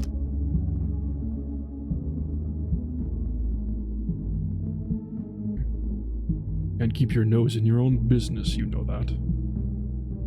I am a journalist. So you did leave that phone out for me to find it. Flynn rolls his head some, as if debating speaking further. Finally, he looks back down to me. Didn't expect you to bring my fucking roommate. That was awkward as shit. And now I gotta deal with the fallout of all this when I get home. You're the one that accused him of watching you masturbate after making out in front of us. Pretty fucking sure he did. Or at least someone was. He doesn't seem like the kind of person to do that. And you never struck me as the sort of person who would be this cool with hanging around a fuck shop like this. Lean our backs against one of the walls near the entrance, looking around. I notice that the clientele seems to mainly fall within two groups. Fennec natives and middle-aged men. Most of them look like generic dads, which makes Flynn's presence here all the more strange. What the hell even is this place, Flynn? Tits if I know. It's fucking something though, ain't it? It's real. Flicker of a grin on Flynn's face before the lights come back on. It's, real something, alright. Ryan showed me it a long while ago. It was so fucking gross. There was like 4 old-ass beavers with balls down to their knees rutting in the corner. You came back? Hey, this ain't fucking ritzy-ass Pueblo where there's 12 gay bars within 10 miles, equipped with cheap beer and blowjob dispensers. You get bored. And lonely. And I feel his weight on my shoulder intensify some. So Ryan's your friend? Then fidgets. The music gets louder for a moment so we don't speak. He's the friend that's not going to be leaving in 3 days. So he's the friend. Okay, so step one after getting your heart broken is to remember your self-worth isn't defined by anyone else. I thought, fuck it. Might as well get all the baggage out and show you what I'm apparently all about and shit. You're all about seedy sex clubs? Well, it's just... Can't exactly go telling anyone else in the group about this shit. Oh yeah, Jenna. I was out at a bar off the res and was fucking some of your people the other night. How you doing? Find myself snickering though, coughing a bit from the smoke. God, she's already furious at you. TJ, do you know what sounding is? Because me and this bowl guy did it last week, and he had a cross necklace. Reminded me of ya. I laugh again, covering my crotch instinctively. No way, you don't actually do that, do you? The large Gila harumphs. I wasn't the one getting it in my dick, if that's what you're asking. I'm a lizard. We don't got big urethras. That's disgusting. Flynn chitters a bit up himself. He doesn't really laugh at his own jokes, and his tone is actually a bit sheepish. So that's where my missing handheld stylus went. No, that was probably Carl. I used one of your parents' cantaloupes for getting off back in junior high, though. Don't remember if I threw it away or not. Again, that wry smile resurfaces. I can't say I've ever seen Flynn so damn beamy. I'm aghast, unsure whether he's being serious or not, though I might as well counter him. Uh-huh. You sure it wasn't one of the cucumbers? No, they weren't big enough for me. To my surprise, he reaches down and pats the front of my crotch, actually squeezing at the end. I have to bite my tongue to keep from letting out an eep. I wonder if something's actually going to happen here. I mean, something already did, but... His large hand kneads at the front of my shorts, and I feel his thumb and forefinger start to fiddle with the button on the front. He's breathing heavy, the 6'7" lizard having to hunch down to brush his muzzle against my ear. Hey! He's an inch shorter than me. I'm 6'8". I thought you said you weren't going to do this anymore. Well, musk shit. That was before you tracked me down across half the desert. It's a beyond thirst sort of situation. I'm real glad I was right about you. He closes his eyes, smelling my head fur. Leo used to do that. I mean, yeah. The lights go off and I push my paw against Flynn's soft spot. He gasps in his own raspy way. He nips at my ear though never actually biting, venom in his teeth and all that. I don't have a predator fetish or anything, but there's something about that danger, his largeness, the way he thinks he's right all the time. It makes me want to put him in his place.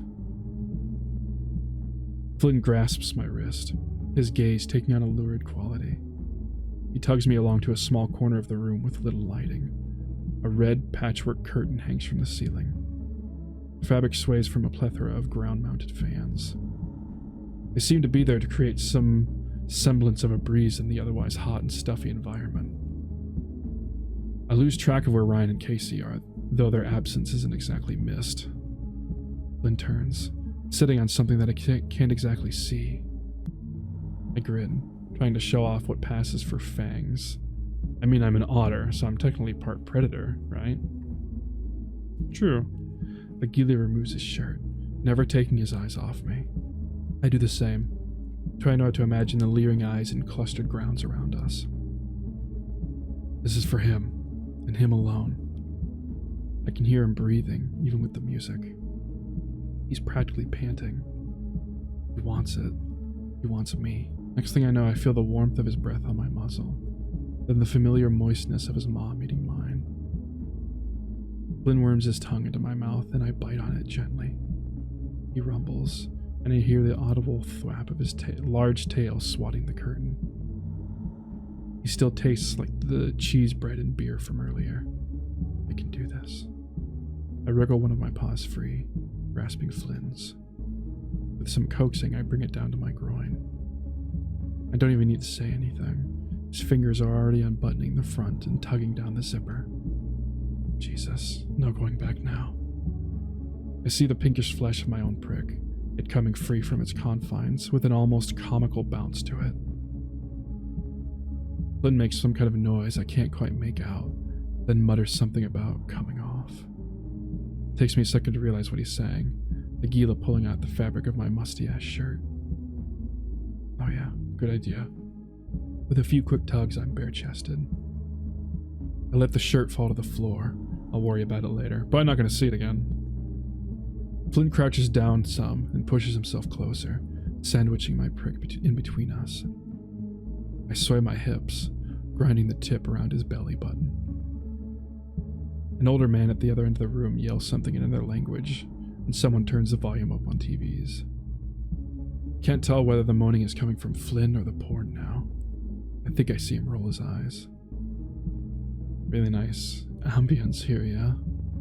Yeah, just fucking peachy. My shorts finally finish their slow descent down my swaying hips and tail, dropping to my ankles. I kick them and my underwear off to the side. I'm completely nude now. And of course, the bright lights come back on. Somehow Flynn looks impressed. Did you get less ugly or something? Flynn's gray muzzle parts to a brief grin. He pulls away from me, unbuttoning his own pants. The gila looks unconcerned with the now rather visible gawkers as he too goes fully nude. There's nothing inconspicuous about him. His black and orange color pattern is meant to stand out, and with his 6'7" muscular build, it's even more true. He towers over everything, everyone, like he's just above it all.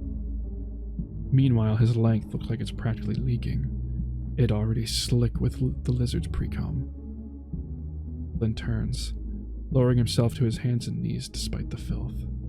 His tail flicks up, exposing his, well, his ginormous ass. Oh my god. He sways it some. The way his scales reflect light makes it almost look shiny. Fuck me, man. Gladly. Slowly I reach down, placing a paw on each cheek. When Flynn and I had messed around at his place, we definitely didn't get this far. Anal sex is second base for gay guys these days, right? I pull each cheek open, and I'm surprised at how much give there is. This goes into much more detail about the sex than Leo. I guess I had figured his hindquarters would be a hell of a lot more taut, but he's got quite a bit of a jiggle, honestly. Having fun back there. Oh, sorry. Just staring into the abyss. The gila snickers, and I can practically feel his body quake in my grasp. He looks over his shoulder, and our eyes meet again. Flynn? Yeah. Flip over. He blinks, peering at me with a curious look as if questioning whether he heard me correctly.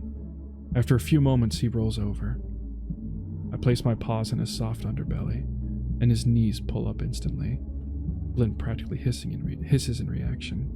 I bring my paw up and spin into it. With Leo, I'd always end up having to finger him for quite a while before being able to top him. But Flynn looks ready. I slather up my dick and position myself at his entrance. My tip kissing the pucker. My heartbeat quickens. I look down at my friend, his bluey eyes shining. Next time you feel like talking down to me, remember this. Flynn's tail slaps the ground hard. The gila's hands ball up into fists, his cheeks puffing out as I enter him. He swears between grit teeth. Fuck yeah, I will, jeez. I think I hear Ryan hooting at us from across the room, but I don't care. It's just him and me, and that's all that matters. And I haven't felt something like this in years. I come to a full hilt inside him. His eyes shift from a wild gaze to a beckoning, half-lidded stare. I lean forward and kiss his furless muzzle, feeling the texture of his scales upon my tongue. Someone comes up behind me and rubs my ass. I think Flynn tries to mumble a fuck off to them, but it's half-hearted. As I begin to roll my hips, pushing in and out of them, I can hear subtle sounds in the darkness beside us. I prop myself up on the balls of feet now, angling downward as I thrust, since Flynn seems to be most sensitive there by the way he's moaning. I look up, about to kiss Flynn again, when I noticed a pair of dark, furred thighs next to his head. A flared equine member flops down in front of his face. A hand pushes it up to his lips. Within seconds, Flynn already has at least 5 inches of it down his muzzle. Jesus Christ. I have to admit, the sight is hot. Really hot. I manage a few more pumps before I feel myself begin to come. I shudder, my body shaking as I empty myself into my friend beneath me. He doesn't seem to notice, though. A particularly large fennec has joined the equine. Flynn is sucking the horse while jerking off the fox with his free hand. Someone is talking to me in foreign languages now. They laugh once, and a paw slaps my ass. I wince. Things start to seem different around me, like the smoky haze itself had become much less of a veil of my surroundings. Another man next to the foreign-speaking guy laughs. At first I think it's Ryan, though I don't see him anywhere. Something wet spritzes my thigh. Foreign-speaking man grabs my tail, pushing it up. I freeze. I'm still lodged in Flynn, so my movement is a bit limited. I can't see much either.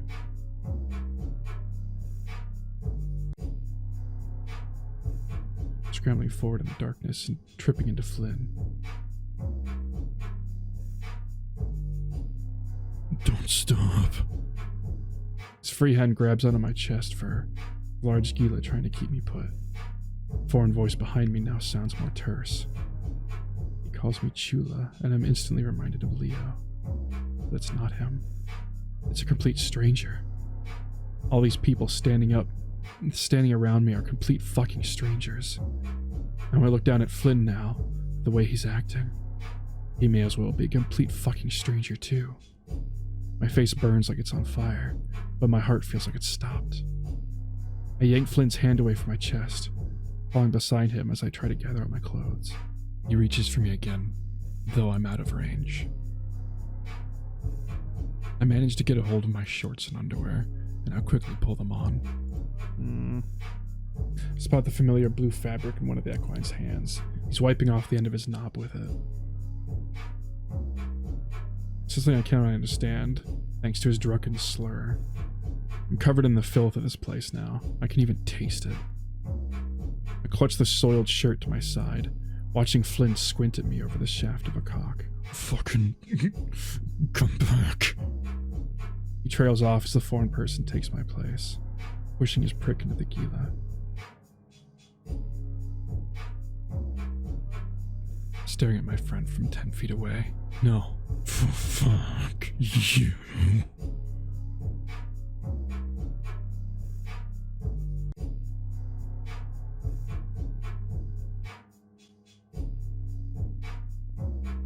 That's just the end of the day.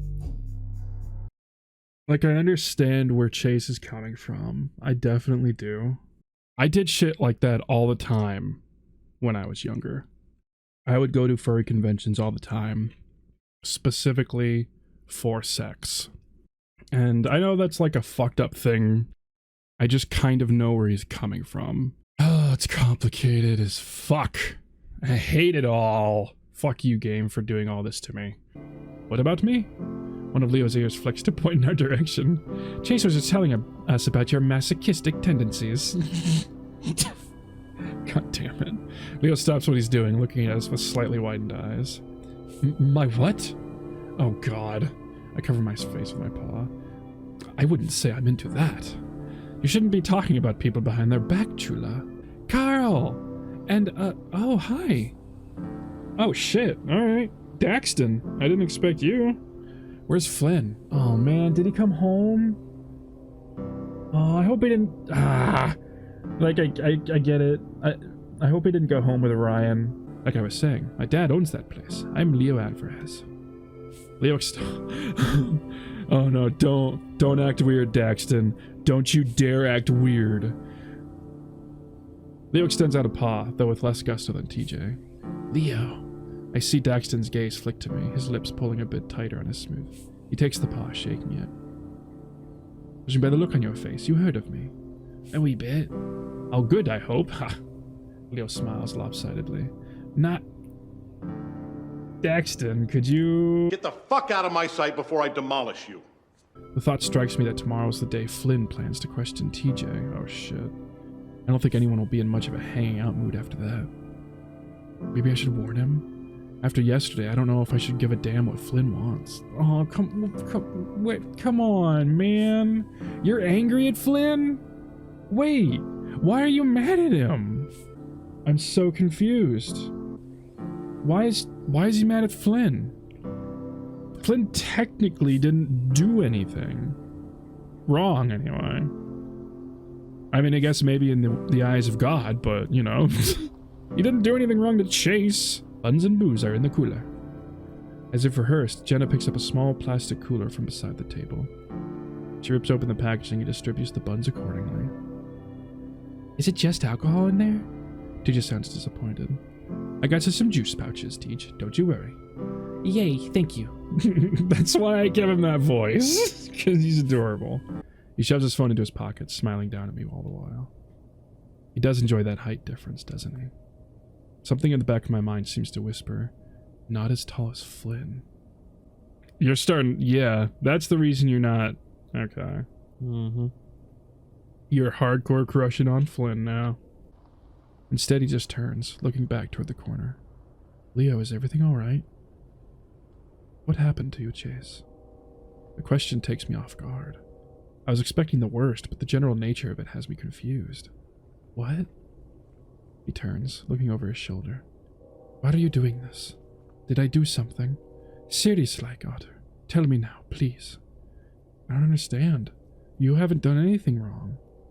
Besides bust into Flynn's place and assault him, of course. I'll keep that to myself, though. I know what you're doing. And you know I know what you're doing. I'm not dumb, you know. I know I'm not. Everything that we've had problems with in the past was because of miscommunication shit. Nothing I say is as smart as Jenna and TJ, or funny as Carl and Flynn. I gotta translate everything in my head, so it's just slower. Talking to me is hard, yeah? I get that. Just fucking try for me, please. Honest-like, too.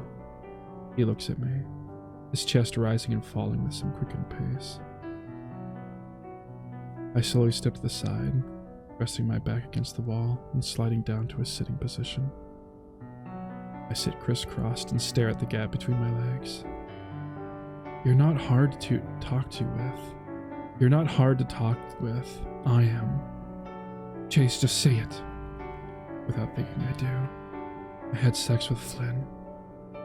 We're not on the best of terms right now, Leo. I hear Leo take a step forward, then stop. Okay. Okay. He takes a deep breath. So have I, yeah? That's not the end of the world. What? Despite everything, despite my actions, it sort of feels like I was just hit in the gut. When? After you left for college, I swear on my neck. I let out a big breath of air, feeling like a hypocrite. A silence falls between us. It feels like Leo is practically leering over me, but I can't muster the courage to look up. Have you had others? Yes, but nothing ever felt the same as, you know. I'm not like Flynn. I can't go to that place outside of town and just let loose. You know, I tried that, and it felt so wrong and fucked up. It's not the same. What's the point of doing that shit if it's not with your love, you know? And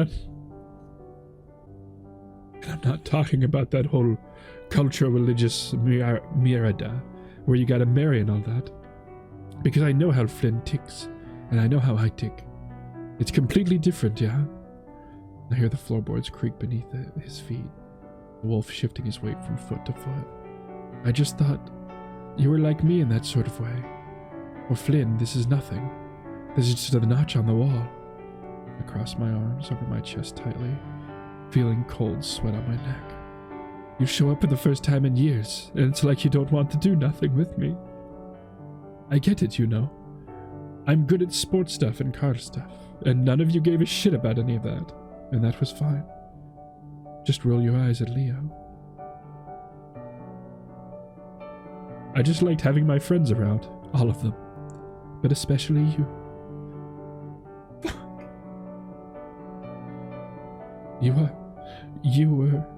You are like family. Hell, you can't just flick a switch and stop being family. Growing up with the shit we dealt with. Leo, you've got your real family. Come on, Chase. You know how stupid that sounds. And you know what they always ask about? You. Well, you've got Flynn and Carl still. Flynn's... You know how Flynn is. And Carl, he's not doing too hot. I don't know how long he'll last. Long he'll last? What the hell are you talking about? Hey, I don't know, Otter. Just look at him sometime. Really look at him in his whole...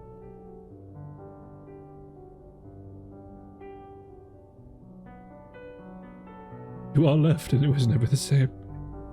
So I pretend. I remember all the stuff you used to say, even the naggy bits. I imagined you're there with me at work, talking to me while I'm fixing cars. I pretend I'm teaching you about the basics, like changing oil or replacing headlights. I know it's not riveting stuff, but it's all good because you love me, and I love you too. Then I drive home, listening to whatever is on the radio, and I imagine you reacting to it, groaning every time the word truck is mentioned in a country song, or making some snide-ass remark at the political ads. Fuck you, you stupid game. Oh my god. When I get home, I go online, and there's this pulling in my chest, like a dread, you know? I click on the social media shit, and it's you, the real you, and you're different. You're wearing new shirts, hanging with new friends, drinking fancy college beers, and it feels like I'm losing you all over again. So I just avoid it. I pretend.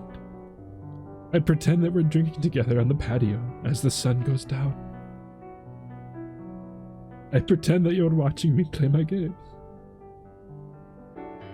And I pretend at night that pillow I've got my arms wrapped around is you, making your little noises you do when I ruffle your head fur or squeeze you. Leo chuckles bittersweetly, the gravity of his words seeming to take hold now that he's actually said them out loud. A week ago, you showed up outside my window. The sky was red. You said, "Hey, Leo, what are you talking about? Why were you there, Chase?" That was strange, almost without influence. Leo, I don't know what you mean. I wasn't here last week. Next thing I know, he's stepping closer toward me. He stops, then lowers himself to a sitting position against the wall. Wolf's arms stretch around my torso and pull me against his side. I've hugged Leo more times in my life than I could ever count. I don't think he's ever needed one as much as he does now. I embrace him, letting his head rest against my shoulder. He puts more weight on me and I have to prop myself up to keep from falling over. He's so heavy now. With how rough this week has begun to turn, I kind of need this a little too. I hear him clearing his throat. Things aren't great here, Chula. I was trying to act like they were, but you know now. I just know if you were here, I could protect you and things would be better. Leo, that might not be true, and I don't need protecting. Leo says nothing. Minutes pass. I can hear TJ talking excitedly about something out in the backyard, with Jenna chiming in occasionally. After you've had a sick-ass crying sesh with the boys. I'm going to take a shower. Do you guys want anything? I blink. What? Do we want anything from the shower? TJ, He looks at as if he's come to some realization, then quickly covers his face with his paw. I mean, forget I said that second part. But Lisa had to move back here, and I loved her. I had to grin and bear it, as they say. I can't. Anytime I try to escape, be it physical lack or through some other such diversions, it all just keeps coming back to me. Just going in circles. Oh my god.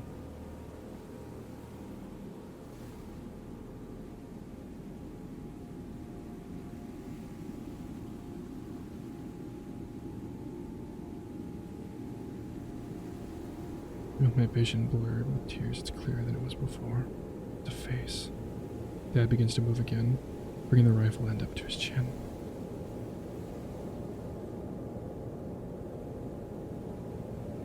No eyes. What's happening? Jesus fuck.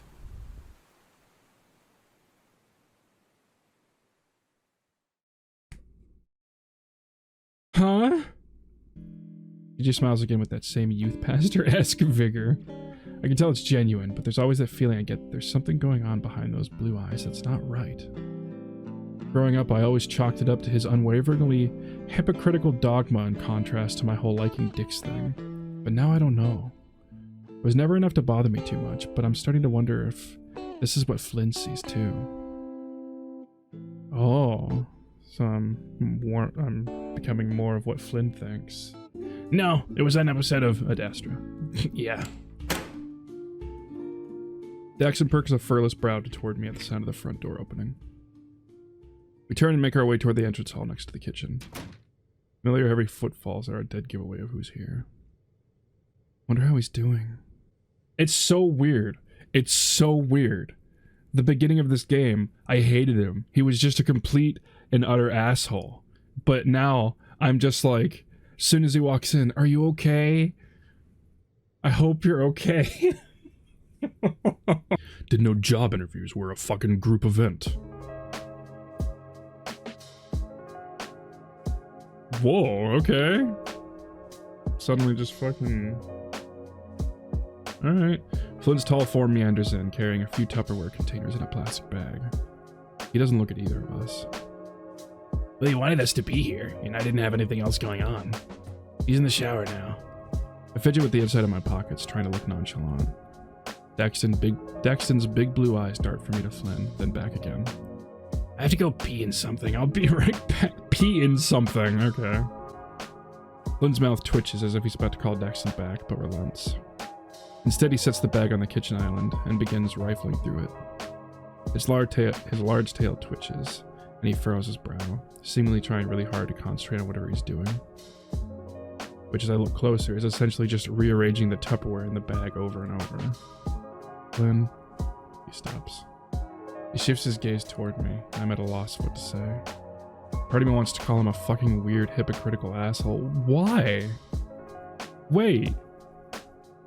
What did he do? Whatever, I don't know. Chase has made a lot of fucking weird decisions, so I'll just chalk it up to Chase just being Chase. The other part... I'm not really sure about the other part yet. The other part, you're crushing on him, man. Follow that one. Don't go to the first one. Follow the second one. Follow that one. I'm not going to try to speak cryptic to you here about feelings and shit. I just need to know you're going to keep your promise, okay? He's frowning down at me, but his expression is more uneasy than outright stern. Then... Fuck! So... We're just... I hope things aren't just going to be left at that. God damn it. But tomorrow's Sunday. Everything's going to end tomorrow. Why do I feel like this route is going to just absolutely destroy me?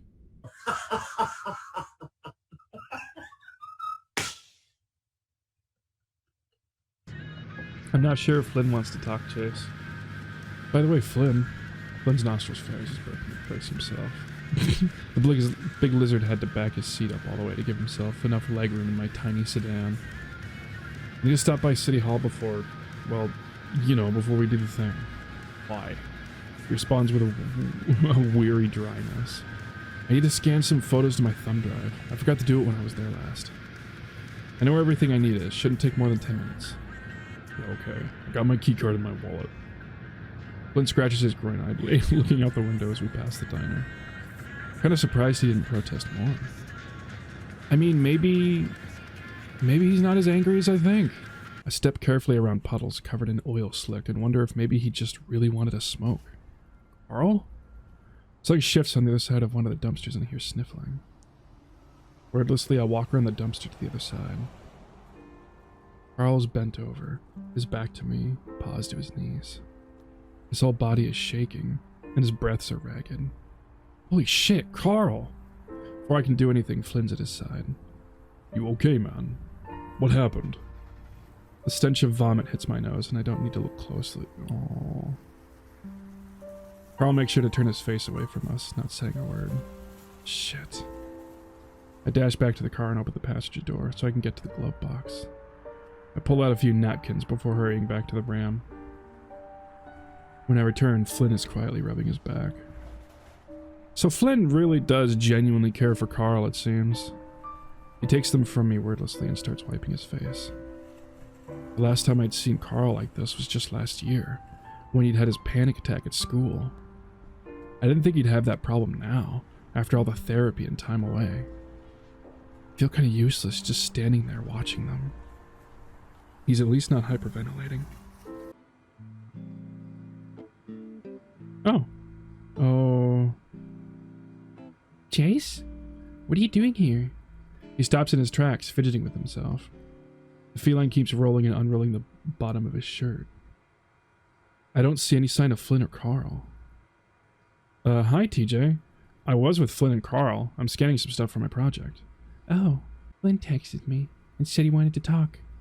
You know, about what happened at the lake. Oh, God.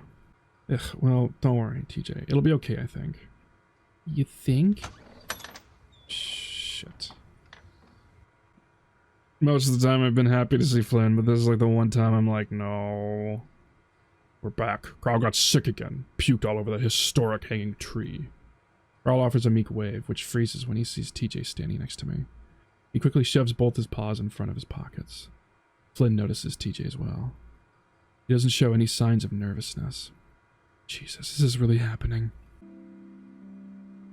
Oh, man. Okay. I mean, I'm not going to stand beside Carl, because Carl, if he needs to, he can run outside and vomit. Why are you letting me do this? If I stand next to Flynn, I can calm him down if things start getting too rough. But I'm leaving TJ there all by his tiny, tiny, tiny lonesomeness. I'm sorry, TJ. I gingerly step over by the side of the large. He raises a brow as I approach. What's the old saying? He may be an asshole, but he's my asshole. I might have more of a sexual connotation than I intended. Chase caught up with me. All eyes shift back to TJ. Kept asking where Leo was. Then he ran off. Flynn looks to me. I couldn't find him. Someone's knocking on the door. Oh, why is she here? How are you here? Chase texted his phone. What are you doing, Chase? There's only so much that can be of his own accord when you've been harassing him with text messages all week.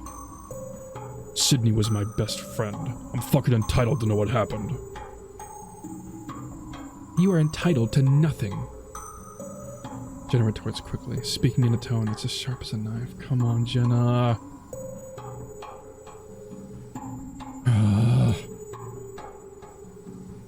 The room goes quiet. Desmond's glare is not wavering from Flynn, who's looking at the floor now. Finally, she speaks again. It'd be best if you just left now, Flynn. You're in my office. Your office? She lets out a quick, exasperated breath. You're a receptionist at a publicly funded city hall for a town of barely 50 people. You need to get over yourself. Oh my God! Okay, it's happening. Everybody stay calm. What's the procedure, everyone? What's the procedure? Stay calm! Wait. Everybody No. Did you texted Leo too? Or did Jenna text Leo? I feel my head throbbing. Fuck. Leo pushes his way in past Carl, the wolf also looking at his phone. Flynn? Carl and I do our best to get out of the way. He doesn't even notice me. Flynn stands straight up. What? You know what? The wolf seems to put himself in between the Gila and TJ. Flynn just blinks, holding up the flats of his large hands. I'm not going to hit him. Jesus shit fucking Christ. Suddenly he looks straight at Carl. I told you, it's a goddamn conspiracy. Just a total control freak who thinks they know what's best and who deserves what. We all know you hated Sid the most. Hell, you told Carl you were glad he was dead years ago. And guess what? He told me. Oh. Why am I here? Why am I doing any of this? Jenna's about to speak again, but Flynn cuts her off. TJ, go on from where you left off. We got 1 week with our old friends, our family, and you ruin it, man. TJ still holds himself tight. I need to do something. I step forward. Hey! Whoa! No! Why? No! No! I can't let you do this anymore, Flynn. I'm not just your damn toy you can use for your I just wanted to help you. To fucking understand you for once. Remember what you said? I'll beat the shit out of him if I have to? That's not happening. Bullshit. Bullshit. Bullshit! The giant Gila practically hisses. I don't think any of that shit you said about Leo is true either. Chase! He made me think you didn't care and he actually loved me. All he wanted to do is fuck, man. He kept saying I shouldn't see you. That you were dangerous and I needed to help him plan his interrogation. No. Do I even like video games anymore? He's making it all up. Didn't you just see what he did? He does it all the time now. That's why I texted you guys. You're the one who texted them. Chase. Leo's bending down to scoop me up into his embrace.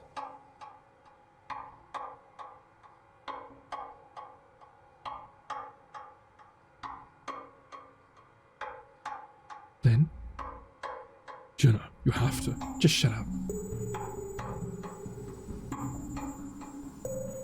Man, it's been a long week. I feel the wolf just shake his head. His cheek rubs firmly against mine.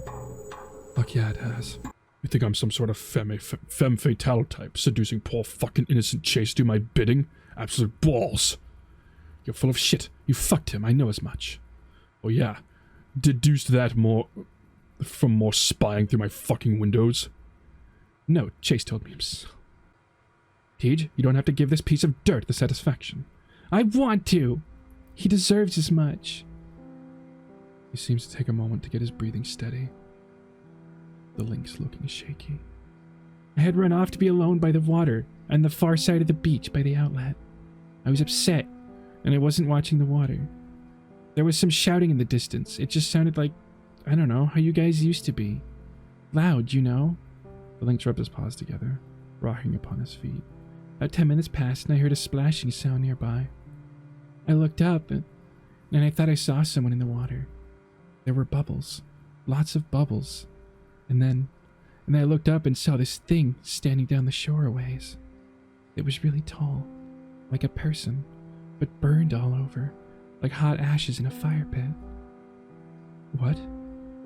Tears brim at the edges of TJ's eyes. It started walking into the water, and I just ran.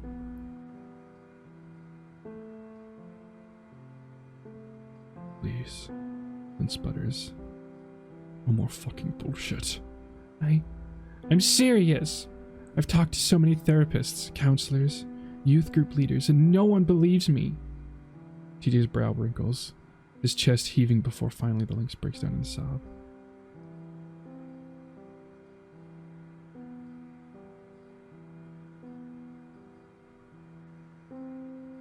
Man, this just makes...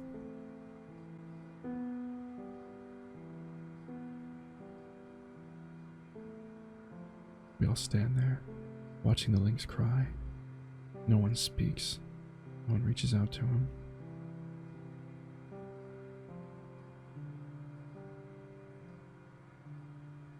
Clutches at his own whiskers, looking at them.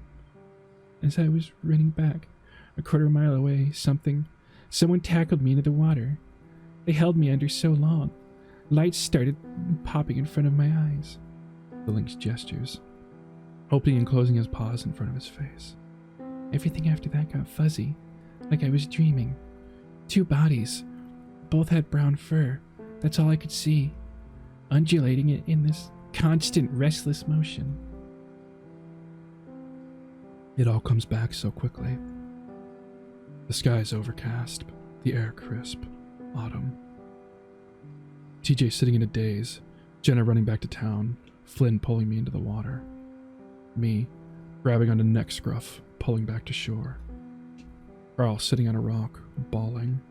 Leo starts trying to do compressions. And Sydney just stares. Sirens, the helicopter rotors, adults everywhere. I'm home. Mom's holding me. Dad puts on my favorite movie. I watch. But still, Sydney stares. 2 bodies, both with brown fur. Slowly I start to feel their eyes shift toward me. All except for TJ, who stares only at the floor and mutters, "I'm sorry." I look to Flynn, Carl, Jenna, Leo, and they all have the same look in their eyes. Nothing of malice, hatred, or contempt, but a sort of mournful pondering, both with brown fur. No, wait, Chula. This little joke has gone too far. Leo looks to the others. Jesus, I didn't do it. Yeah, I know that, Otter. You and I were closer than any people I know, yeah? I would have found out if you did. I mean, you went through that whole emo phase, bearing your soul to me constantly. You were a whingy little bastard, remember? He puts on a smile, seeming to shine it like a spotlight on the others in the hopes that it will be a contagious. It isn't. TJ? The lynx just sniffs. Why didn't you ever tell the police this? I thought the monster got him. We didn't find Sydney by the outlet, TJ. Jenna looks troubled. More troubled than I've ever seen her look in years. She's always the stoic figure of rationality and taking things apart logically. But now, she's just quiet.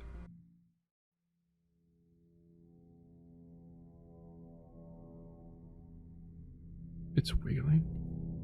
A couple brown strands of fur seem to bounce back and forth, and I become cognizant that my arm has been tingling for a while now. Glancing past my fingertips, I see this beige mass near the end of my foot. That's when I see the legs.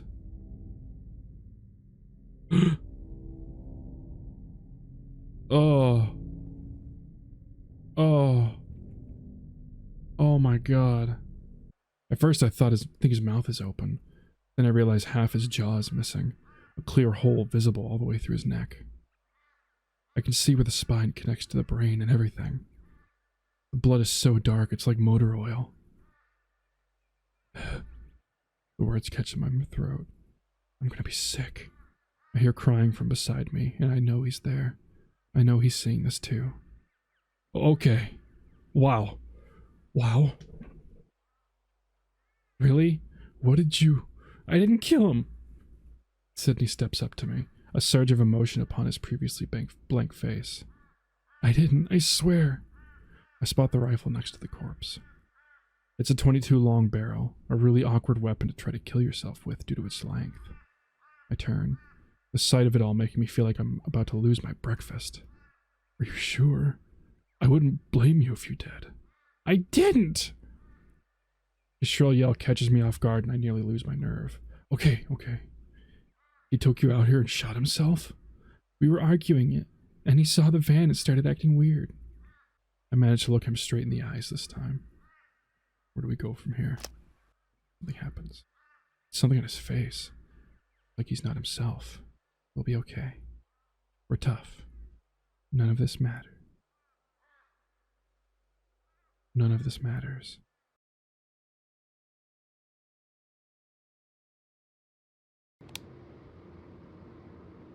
What? Am I Chase again?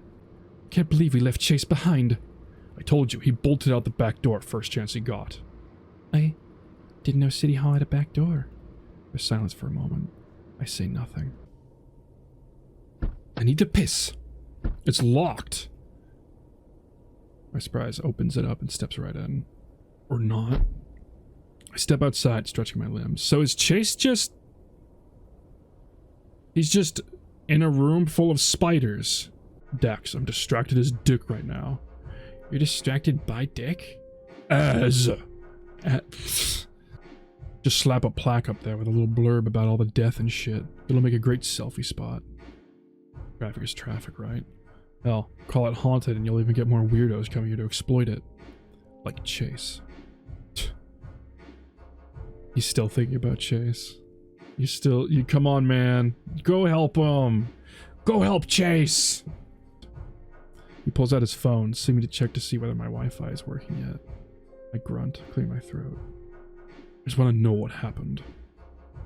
Dude, if I was Chase, I'd just get in my car and drive back to Pueblo at this point. I don't think he's gonna do that. Why? I locked his ass in the...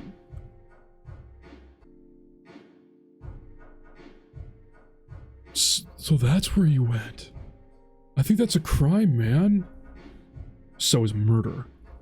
Dude, this is Chase you're talking about. Yeah, I'm just gonna talk to him. No torture or anything, right?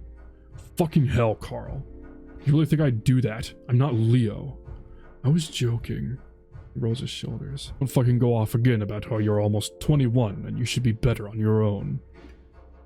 Turning into an adult doesn't magically fix all that shit that fucked you up as a kid. Dude, you're not... I'll stay. For now. For real? That's what I just fucking said, you absolute dumbass. Next thing I know, Carl's fist is against my soft spot. I flinch back, irking instinctively, but there's no pain. Only that same usual tingly feeling. He's not punching me, he's poking me. The front of Carl's lip curls upward in a sort of half smile. He nudges me again, this time in the shoulder. I raise an inquisitive brow, thumping him back. He steps forward, wrapping his arms around my torso. I'm left standing, a little baffled at what just happened, with Carl's thick arms around my midsection. His fur is coarse. Not quite to the point that it's pricking me, but has its weight to it. There's no backpats with the hug. He lingers. I open my mouth to say something stupid, but I just bite my tongue. I don't draw back either. Closing my eyes, I empty my mind and just stop thinking for a moment. Lean forward, resting my chin between his horns. And I'm legitimately worried for Chase. Just coated in spiders alone in a storage room this whole time. Jesus. The action will be good for Carl if I do go, but I don't want to think about that now. As I turn to leave, I look at my bed, and I can't help but see him laying there. That vacant look in his eyes. My cum still splattered on his neck. Fucker was playing me the whole time, and for what? To get off? That's all it was.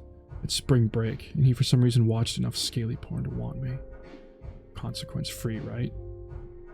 The sound of clinking silverware in the kitchen pulls me back into the present. It's not what it was, though.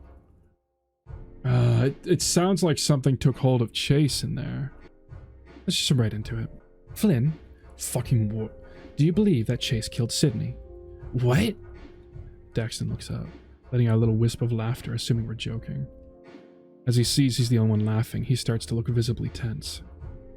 I didn't fucking expect her to just straight up ask me this, either. Well, the way I see it, either Chase is lying or TJ is. Or fuck it, maybe they both are and are covering for each other's asses. But Chase in there was spouting bullshit like a steer's rear. I point to TJ, who quickly looks away. Threw me under the bus the moment he started squealing. Chase wouldn't lie to me about something big like this, yeah? But neither would you, Teach. Wolf rubs his paw through the fur on his face. He just shifts, looking like he's about to start crying again. I'm not lying. Still word versus word with you two. And Chase fucked off once TJ told us what happened from his point of view. Which took you long enough, by the way. I hard-eye the lynx, but his own eyes are cast so far away from me, they might as well be in the back of his head. TJ? Jenna rubs her paws on a napkin, wringing it some before speaking again. Tell us about the monster you saw. Oh, come on. Give us as many details as you can.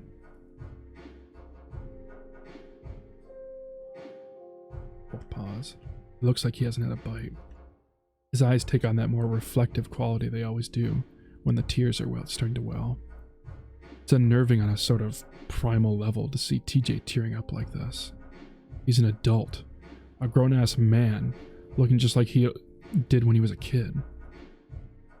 Reminds me of how little any of us have truly grown up. Like I said before, tall, with burnt skin, reddish, I guess. How tall? Like almost 7 feet. Jenna frowns. How did it move? Really fast, or not at all. It was like pictures, you know? A slideshow that was being fast-forwarded. Carl finally looks up from his hooves, the ram appearing increasingly nervous. When it walked through the water didn't move like a wake. It just splashed out with each step. Tell me about the face again, please. Oh, okay.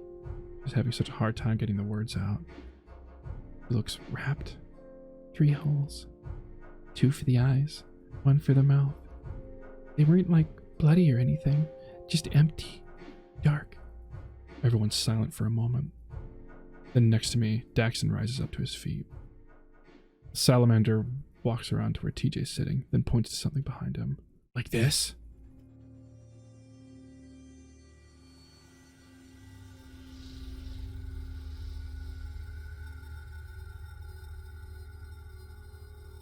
He's pointing at the electrical socket. TJ turns, looks at it, and then he twitches as if startled. He quickly wipes his eyes and nods. Daxton stares, slack-jawed. Jesus. Leo takes a loud slurp from his smoothie. There's a dribble of the pink liquid. God damn it, Leo! We're all having a tense moment. You're just... I'm grabbing one of your flashlights. I'll be in the van. He opens the front door and leaves. I guess we're going. Seems so. What about Chase, though? Like, is Chase okay? He's just alone, naked in a room, just coated in spiders. Oh my god. People dance around shit all the time when so much of this bullshit could have been avoided if people were just honest with each other. I roll down the window and prop my knees up on the dash, craning my neck some to peer at TJ in the mirror. He knows I'm watching him. Hell, I think everyone's watching him. Even with Socket Man as a cover story, him keeping silent about all this for so long is just cruel. Did he truly think not mentioning the fur color of the person in the water with Sydney was for the best? Maybe he thought he could avoid a situation like this, our group getting shattered. Well, our group is fucked now. No way in hell I want to hang out with anyone but Carl after all this shit. And it wasn't like it was all peaches and gravy these past few years anyway. Chase, TJ, and Jenna hadn't so much as texted me since they left for college. And Leo. He used to visit me back at the warehouse when I packed freight. We fucked a couple times, but he seemed to get more and more disgusted with the arrangement. Couldn't tell if it was me or him, but it was awkward as hell. I mean, I'm not the sentimental type, but when you're being screwed by somebody and they glance away anytime you look at them, it makes you feel like shit. I eventually had enough. Told him I wasn't his fucking otter and to get a fleshlight like the rest of us. He cut me out of his life right then and there. Even stopped visiting Carl.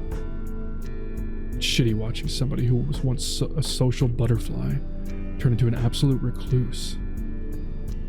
For the first part of this week, he was trying so hard to act like his old self that nothing has changed. We were fags and weirdos in the middle of butt-fuck nowhere. Of course, we stuck together at first. But as Carl says, shit's broke now. Getting your heart broken is the worst, and it feels like your dad's table saw relocated to your rib cage, and you're like, hey, there's not enough space in there, you idiot. Did you let Chase out? What? Chase, Leo's lover boy. Former lover boy. He hasn't been pounding up on the door to get out? Boy, what are you talking about? I haven't seen him since you brought him and the Hendricks boy to the city hall the other afternoon. I turned, moving out to the hallway and unlocking the reading room door. I always thought it was weird that it had a lock facing the hall, though I think Auntie mentioned there used to be a back exit through here. What the hell? Flynn, what'd you do? I ignore my aunt's exasperated voice. I push open the door. It's mustier than a skunk's ass in here with all the rain damage. I can practically feel the mildew and mold on my toes as I run my hand along the wall. Eventually I find the light switch. Chase. He's not in here? Car's voice takes me by surprise, the ram standing slightly behind me. Of course, Daxton's there too, the salamander gawping at the interior like he's in some kind of museum. Can't believe you locked Chase up. Like, do city clerks have the authority to do that? Unless he's, like, archiving him. You told him? I glare down at the ram, who quickly throws up the flat of his paws defensively.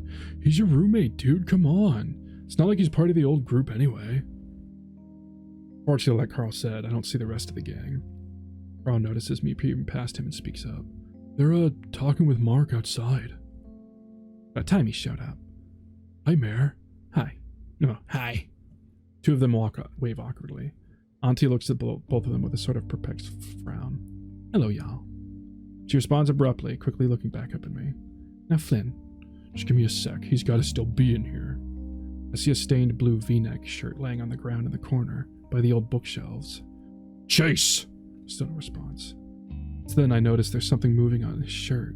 Little specks that seem to be gathering in the folds of the fabric. Oh, fuck me. I hold out my arm across the doorway, pushing Carl and Daxton back. Dude, what? Auntie, did Mark set off those bug bombs after work on Monday like I asked? I'm assuming by your tone that he did not. They hatched. Oh, goodness. Do we not play the pronoun game right now? What are you talking about? I see the unused can sitting out, knocked over in the corner. Stay back, Black Widows. I lower my arm and walk over to it, quickly popping the top and watching the fogger begin to mist. The skittering pattern of the little spiders begins to grow more erratic. Just sits there, writhing. I can feel something on my foot too, but my scales are too thick for it to be of any threat to me. I hear Carl mutter behind me.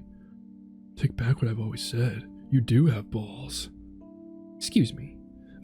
Sorry, Mayor Moore. Boys, I do not have time for this.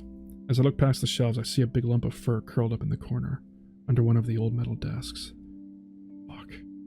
Fuck! I dash over, grabbing at the other scruff and yanking his ass out of there. He's surprisingly light, and I realize I've never picked him up before. Oh damn, is he okay? Water. Give me water. There's some in the mini fridge. I'll get it. As I pull him into better light, he looks like absolute shit. His lips are chapped bloody, and the whites of his eyes are bloodshot. There's also dribbles of vomit on the floor, which I have the misfortune of stepping in. Vomit and spiders. Fucking great. Chase, wake the fuck up. I give his face a hard slap. Carl winces. The otter wheezes raspily, letting out a kind of low moan.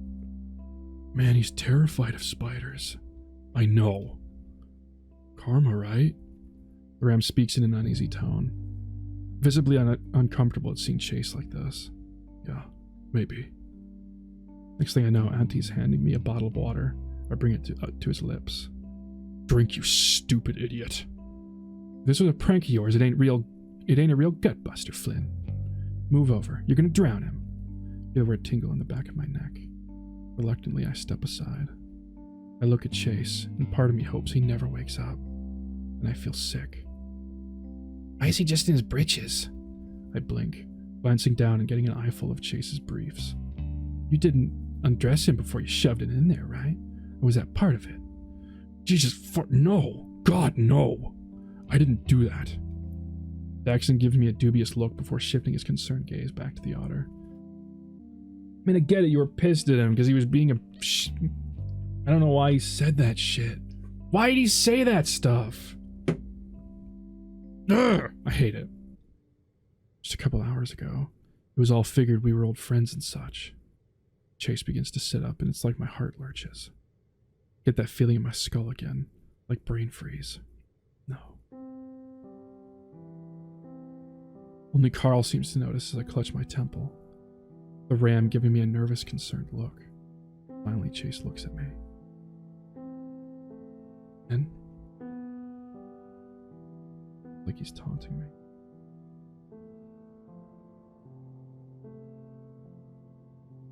Fucking pathetic.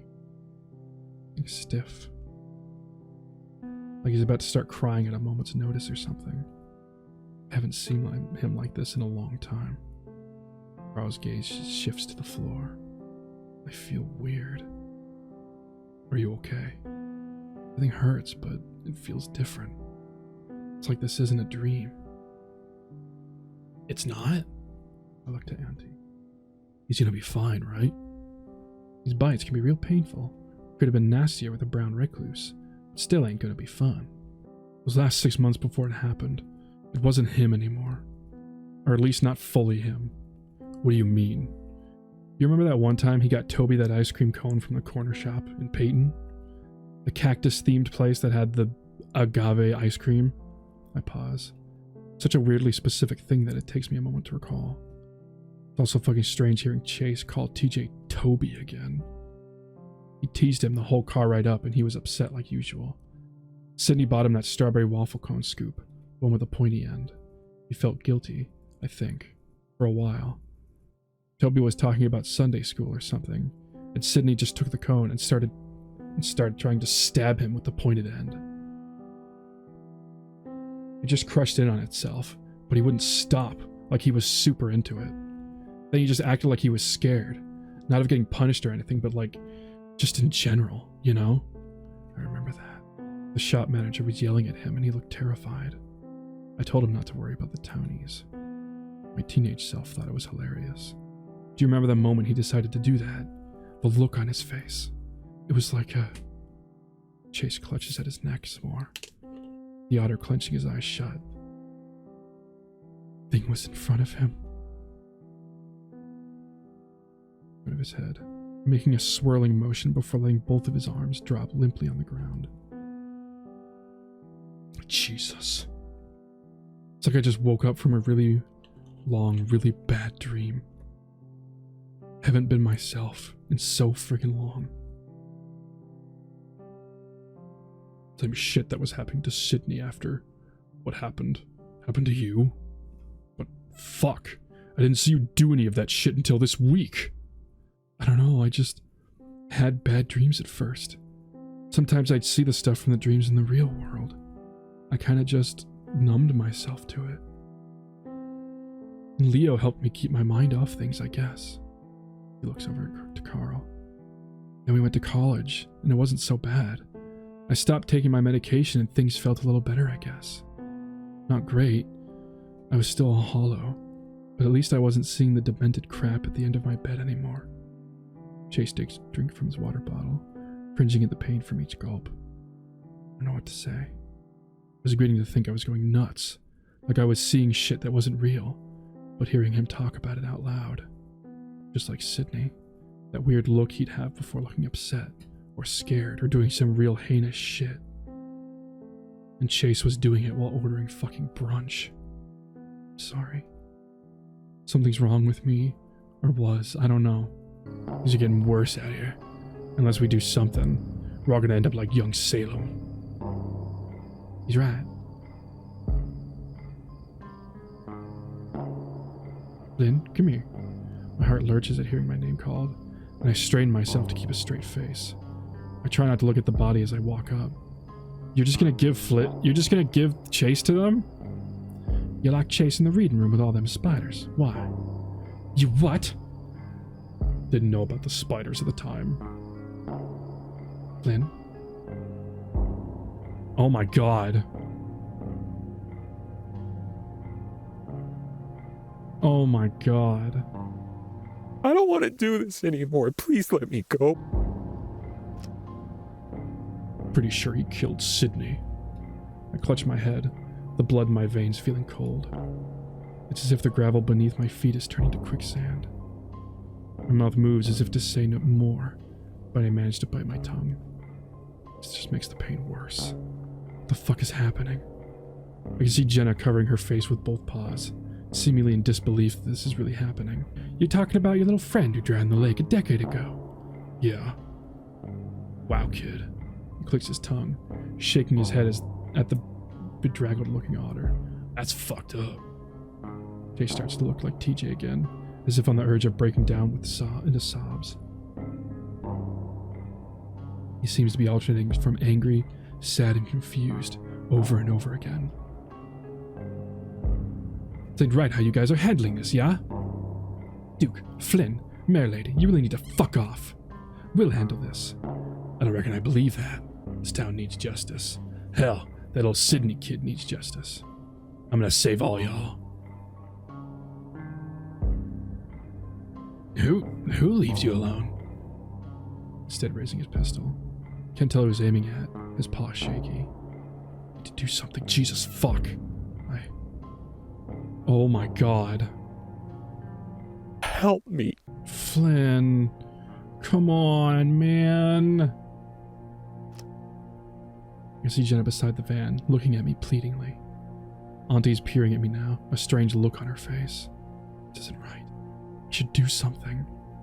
My head is killing me. Something's wrong.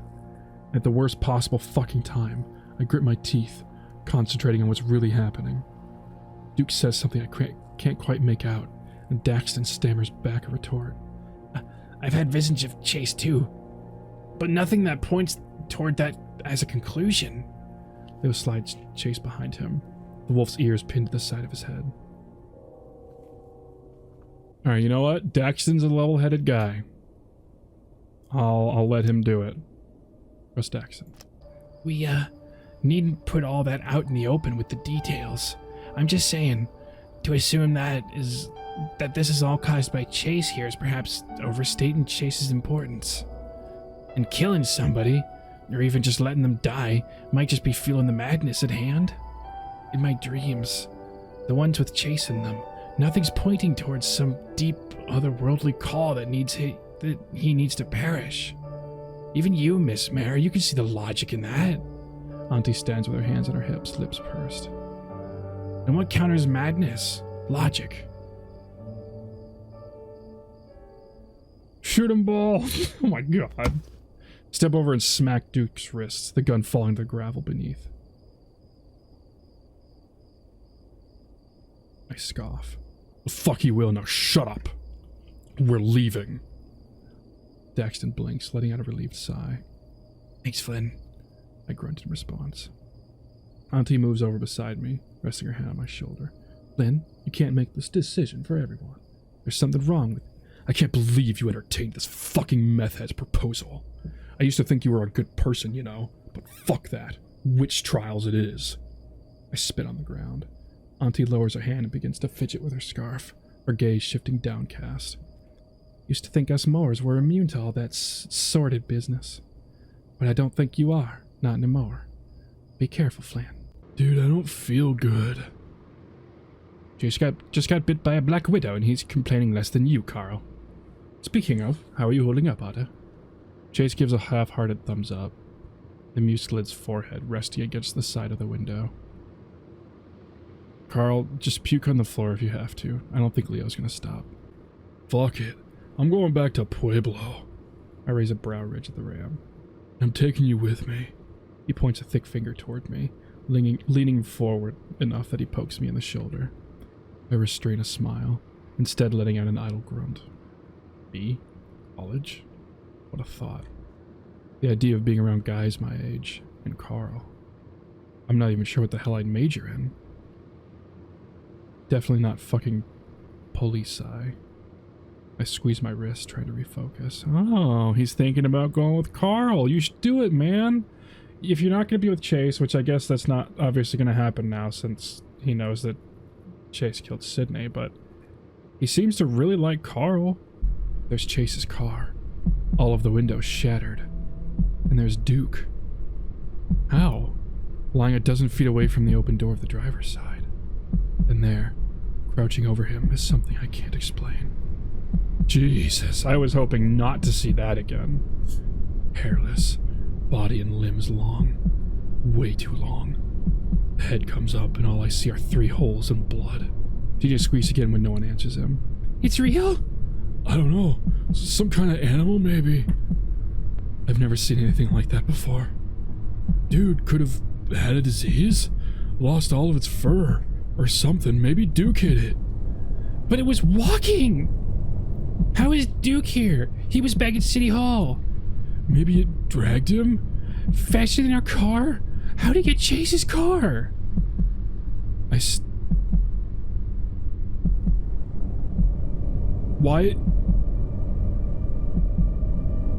Why does it seem like we're on Leo's route? Dude, I actually, like, chills, goosebumps, fucking... Jesus fuck, just like Dax described. There! We've all seen it! It's how I remember, but I don't remember it ever moving that fast. Or with, you know, blood. I occasionally catch Chase look at me in the rearview mirror. Despite his shit with the spider bite, he looks more, well, animated than I've seen him in a long time. There's a lot less staring off into the distance and more active grimacing, muttered softcore swears, and a darting gaze. Never realized how yellow his eyes are before. Were they always that bright? Is he's still falling for him. More time passes, and as we round a bend, Jenna crawls halfway onto the mid-seat console and points ahead. That's where Duke and Chase's car was. It's not there now. How can you tell? Daxton keeps craning his neck to see past me. The corner looks familiar, but where's the car? I remember that thing. Its silhouette was outlined against that group of pinion trees by the guardrail. TJ makes a whining noise. I recognize it too.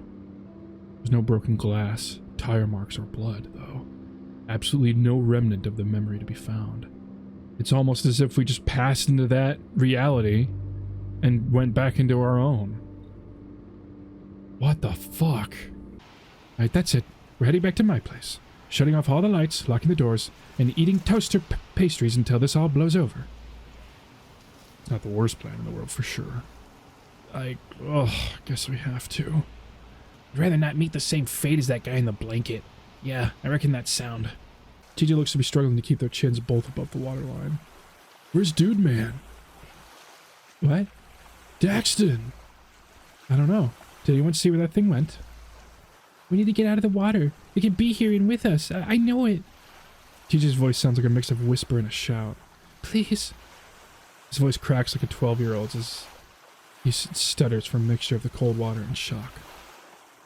I look around the mass of bobbing heads that surround me, but neither Daxton or whatever attacked us anywhere in sight.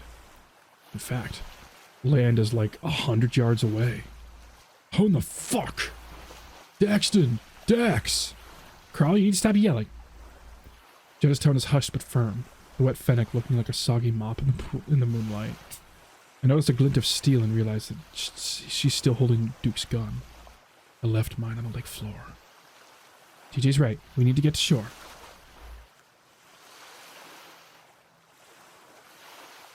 Takes her a moment to realize what she's saying, and a horrible contortion of worry and guilt crosses her soaked features. Chase, can you get him? I don't know. I don't know. No way. You're in no condition. TJ looks down, opening his mouth to speak, but nothing but whimpers escapes him. Fucking hell. He's still probably all the way down in the van. We gotta get him. He's a salamander, right? I know his kind can hold their breath a little longer than we can. Yeah, I don't know why the fuck he'd dawdle, though. Chase, you're the only fucker who can hold your breath that long. He can barely breathe as is, Flynn. I'll do it. Carl pushes himself off TJ. I sink like a stone anyway. Is he this fucking stupid? I swiftly doggy paddle my way over, grabbing the ram's arm and forcing it around my shoulder. Yeah, you fucking will. And how's your stoned ass gonna get the both of you back up? I think I can. No way, man. Keep Chase upright for me, Flynn. The wolf rolls his shoulders forward and dives underwater. I quickly paddle over with Carl now clinging to my back. Chase takes hold of my outstretched hand, nervously peering into the depths below. He accepts the help, but he seems fairly alright with keeping himself afloat. We float there in silence, try to see what's going on beneath the waves, but the visibility is frankly ass soup. Leo's never really been a stellar swimmer. Fuck. Chase wasn't even that good either, beyond not needing to come up for air for a long time. Better than me, at least. When the water gets cold, I start shutting down, I guess. My muscles already are starting to feel rubbery, and the urge for heat is strong. It's the worst in my feet, where the water is deepest and the moonlight can't reach. Fortunately, Carl and Chase are warm, the two clinging to me in silence. I can feel the ram's whiskered chin on the back of my neck, and Chase's shuddered breathing on my shoulder. Where at any other time might actually be comforting. But right now, I just hate the waiting. I hate not being able to do anything but tread water. I definitely hate not knowing what's out there in the hills, or how the fuck we even got in the middle of the damn lake. Auntie's always warned me that the world's more than what we perceive, that our ideas of how reality works are limited to what we have experienced prior. I had never been stuck in a fucking road time loop, attacked by a pissed-off electoral socket man, or launched into the middle of a lake before. So everything kind of just feels unreal. Full minute has passed now. Fuck. He should have surfaced by now. This is Leo we're talking about. He wouldn't have come up for air if he saw that dude man was stuck down there. God, this is so stupid.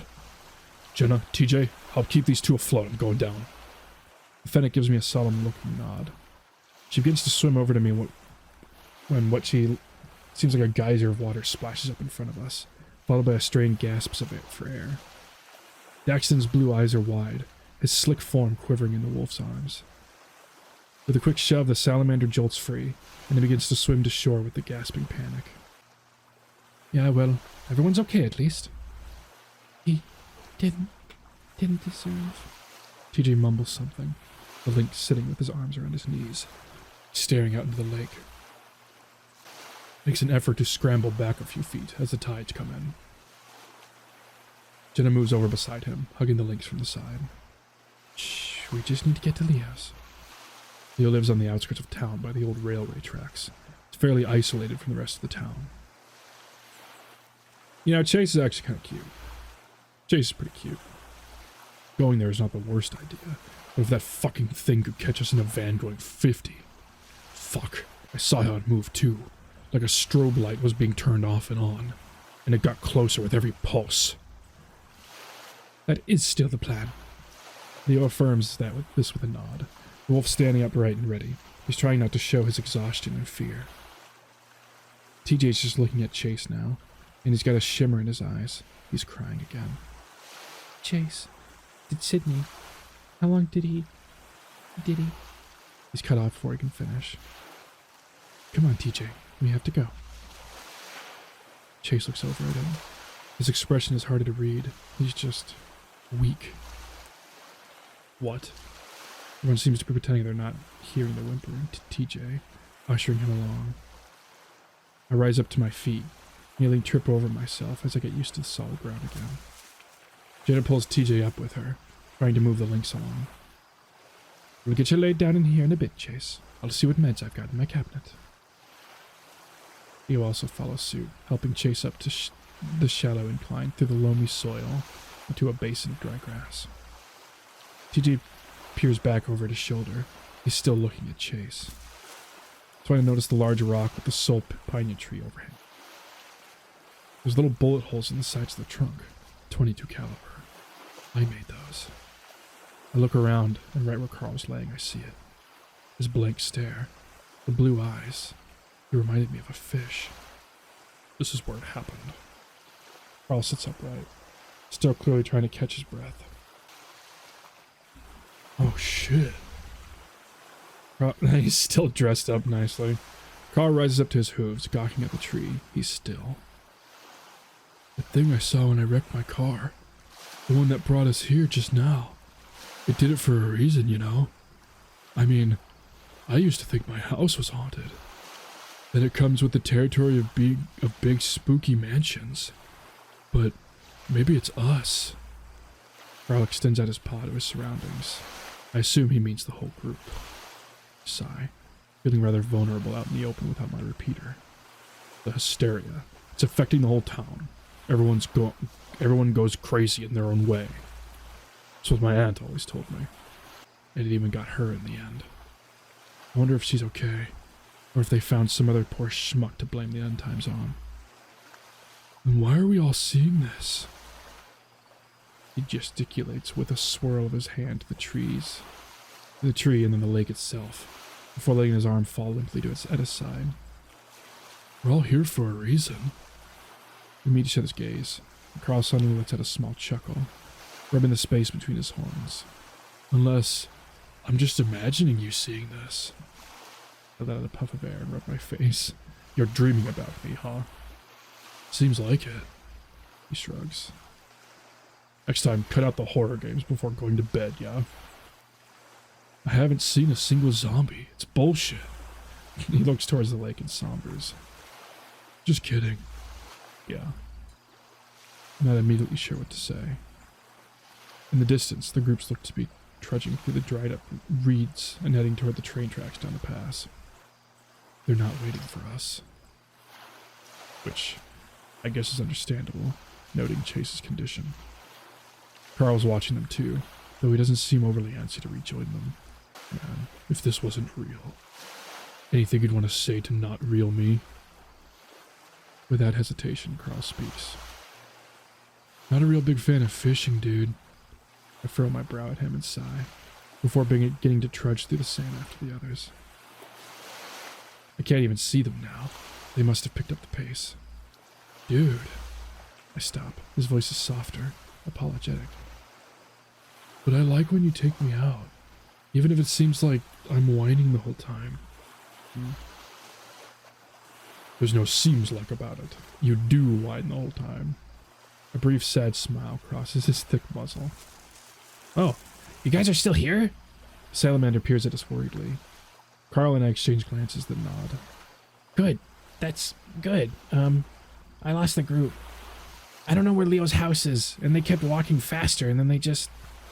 Daxton toys with his zipper at the bottom of his hoodie. Must have gotten ahead of me. It's okay. I think we're supposed to be here. Right, dude? Carl looks to me. I cross my arms, unsure how confident I feel about this whole tapping into paranatural hunches. I don't know. It's just a feeling. The thing could have killed us easy like and didn't. Instead, we're here. Daxton gives Carl and I a nervous look, clearly putting a wide berth between him and the lake. Okay. He seems jittery, which I suppose is valid. Can't believe Leo actually rescued you. I grunt, trying to rub what feels like lake gunk out of my eyes. Why'd you even need saving?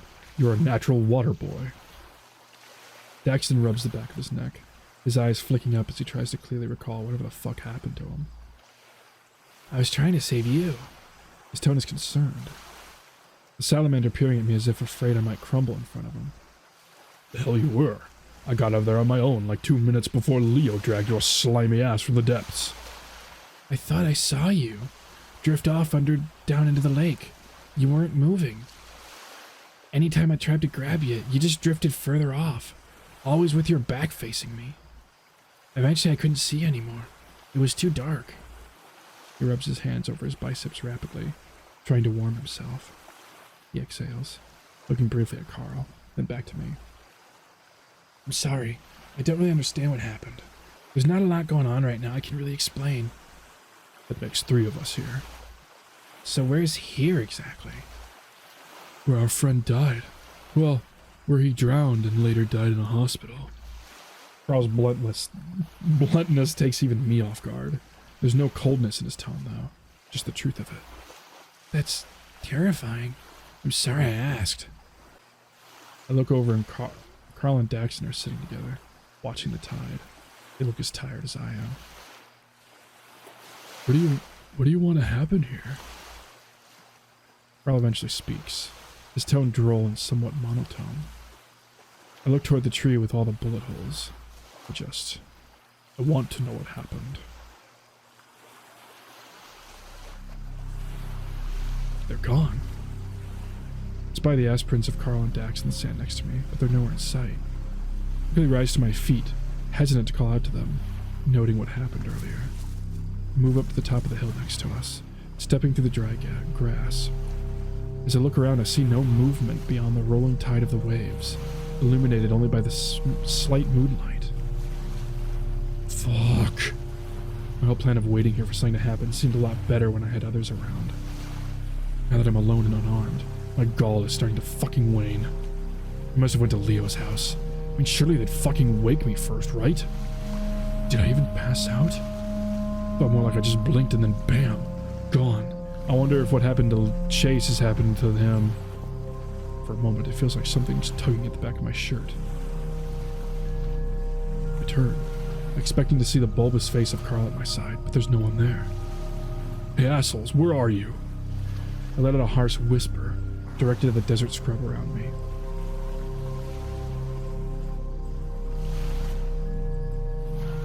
Follow the familiar route, passing the occasional abandoned freight car.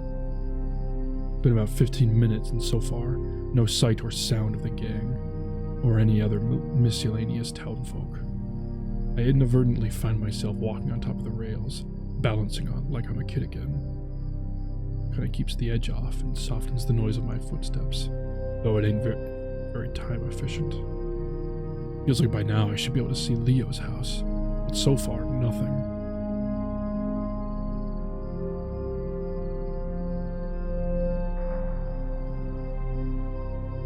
It isn't until the tracks dead end perpendicular to the highway that I realize I'm being fucked with again.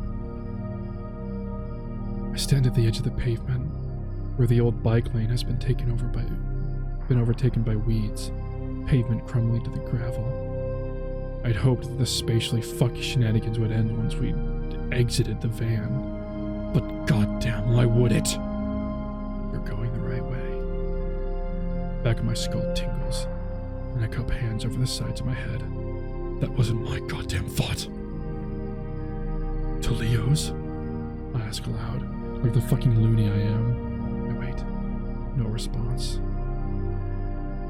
Clench my fists to my sides. Fuck it. Fuck this! I take off in a run down the road, keeping the power lines on my right. I run mindlessly, knowing damn well the nature of the loop, but trying not to think about it. I'm not usually the sort to do my running in echo on account of the centuries worth of broken glass that lines the side of roads. That and the fact the sight of a 6'7" Gila sprinting tends to naturally raise alarm, even with folk who already know who I am. Somewhere between 30 minutes and an hour passes before I see something ahead. I stop somewhere along the center line of the winding old highway, the cracked asphalt, feeling like it's chipping away at my already blistered heels. I stare at the faded red building. My truck is parked in the front for some reason. Why the fuck am I here? Why do you come here? The voice in my head is clearer than before, like some harsh whisper. Did whatever was in Chase attach itself to Flynn? Like some harsh whisper coming from inside the back of my neck and slinking its way into my head. Oh, I really hope nothing happens to Flynn. I notice the boxy television set in the corner of the room is turned on. A grainy old cricket match on the screen. It's all very much the same from what I remember, except for a lone otter sitting at the bar counter.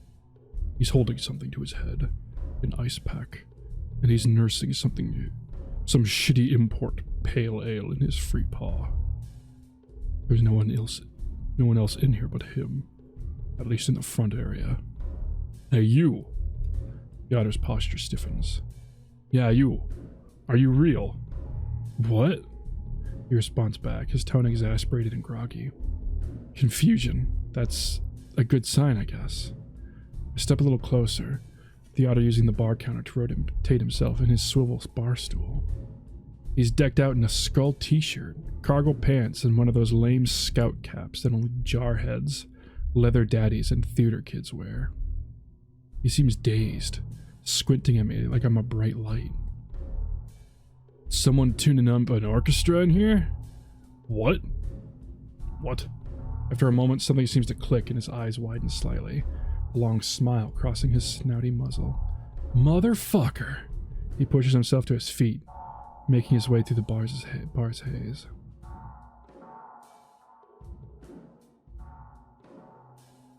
Sydney? What are you doing here, you big-ass bitch? He claps my shoulder roughly, then pulls me into a tight hug. For an otter, he's got a strong grip. I actually irk aloud as he pats my back. The fuck? What the hell are you doing? For a moment he pulls away, raising a shadowed brow beneath his hat. Then I notice his eyes. Baby blue. Almost gray. Not a common color for his kind of otter. There's some bags under them, though, like he hasn't slept in some time. I was fixing to ask you the same thing. It's been dead all night, and I wasn't expecting company. It's kind of unreal seeing you here like this, though. It's been... He huffs, astonished with a slight air of sheepishness.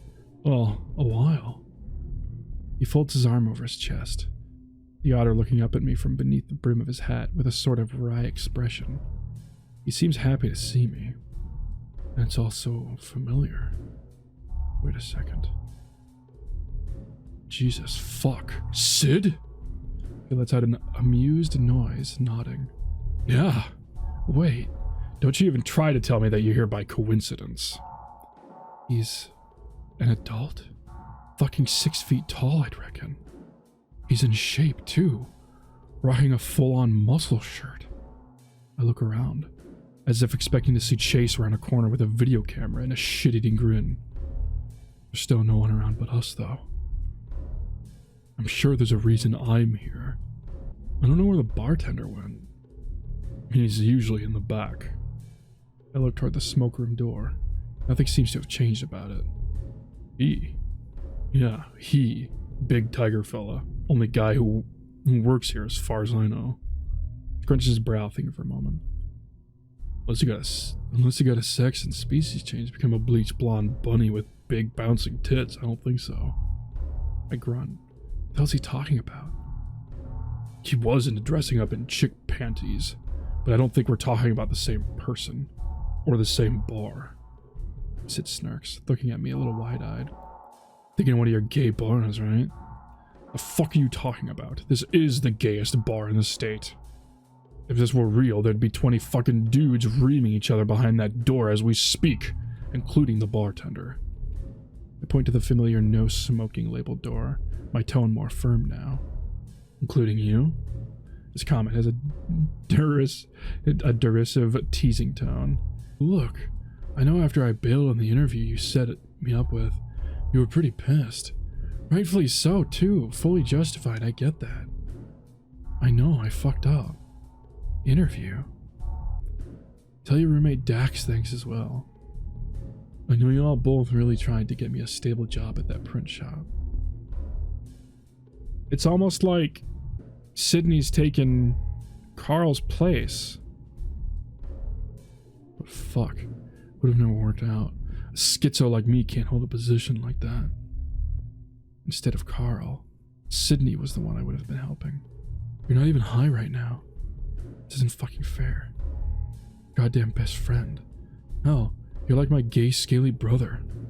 You can't fuck with me like this. The music seems to sound further and further away, until it dissipates entirely. Huh. Maybe you're right, Flynn. What the fuck are you talking about? The sick heat is left. Forgotten conversation began crawling up my back. Grabbing onto the table to help maintain my own posture, it's clear that something has shifted. The little bit of light in Sydney's eyes just gone. 2 bodies. What? 2 bodies, right? I remember now. Man, that shit fucking sucked, didn't it? Shifting uncomfortably, the topic had reversed onto what he had previously denied. 2 bodies, Sid. You're fucking dead. I saw you. I looked you in the face and I saw nothing. My gut feeling like it's twisting in on itself. It's like I'm standing in front of a roaring fireplace, the smell of smoke and fresh ash licking my nostrils while the heat tickles my scales. Sydney's gone forever, and all that's left is this. Who are you? Feels different to me. Thing that isn't Sydney looks around. This is not the smoke room. Looks like it, but not to me. The otter continues to stare off to the side before seeming to realize I asked a question. Sam, I am. While he speaks, he points towards you, across the table with both hands. Something metal in his grasp, long, and with a barbed end. I can't make out what it is exactly. I swallow and try to speak gently. Who's Sam? That's the smile of a person that was. I'm dabbing myself with ink so I never dry, but it smudges. Jesus fucking.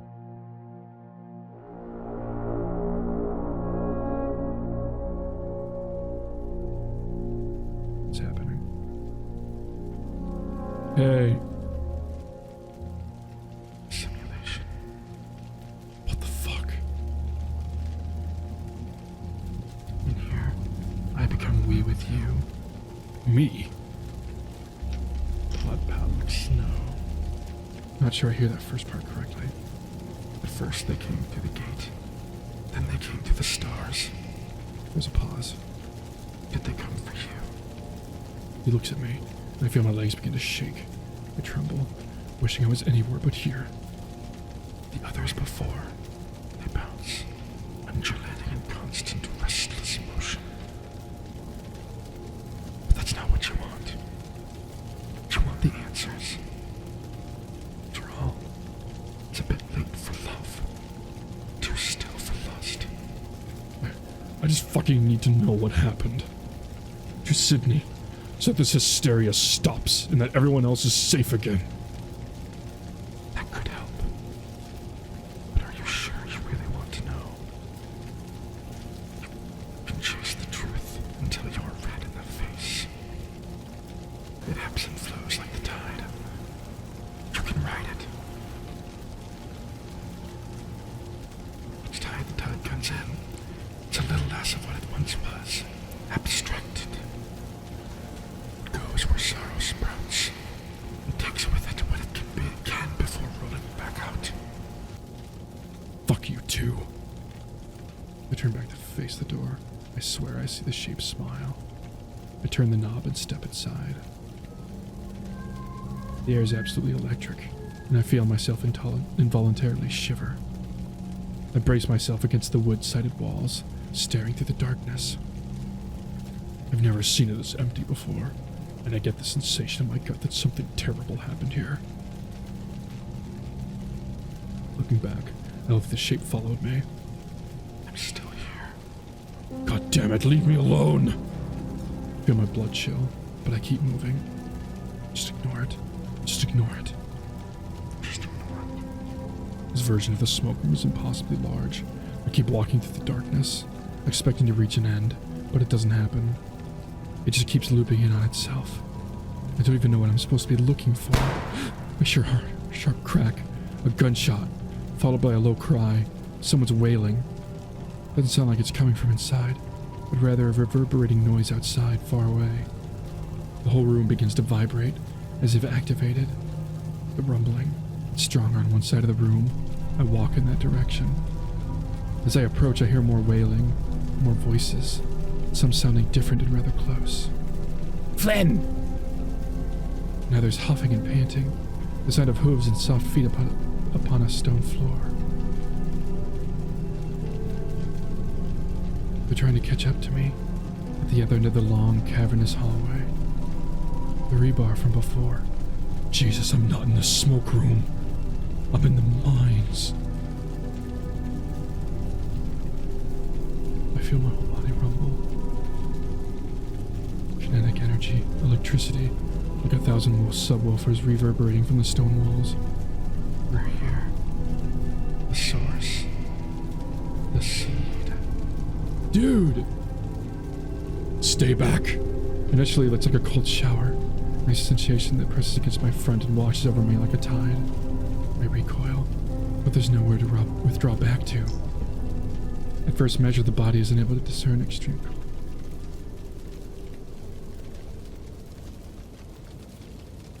Scales. Look at the more vulnerable flesh beneath. I'm standing in fire, but I don't see it. I see nothing. I can't even tell where it's coming from. Wherever I go, the burning follows.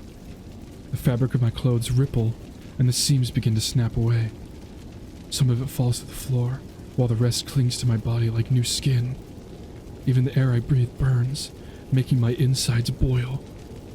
This isn't in my head. This is real. I'm burning. I flail into the darkness, running now. After a while, it feels like I'm practically gliding.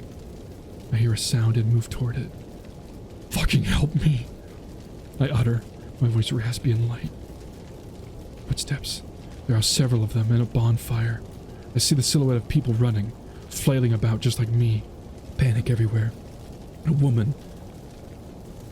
Genevieve Sanders, the mail carrier, is standing above the fire. A gun is in her hands. Salem's body is burning.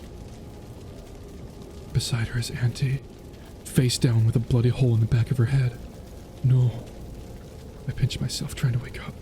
I pinch so hard, I feel the scale on my arm split in half, and blood that seems like it's boiling pools from it. It quickly evaporates, and all that's left is a mark. What is happening? My mouth agape, like she's frozen, but her eyes follow me in real time.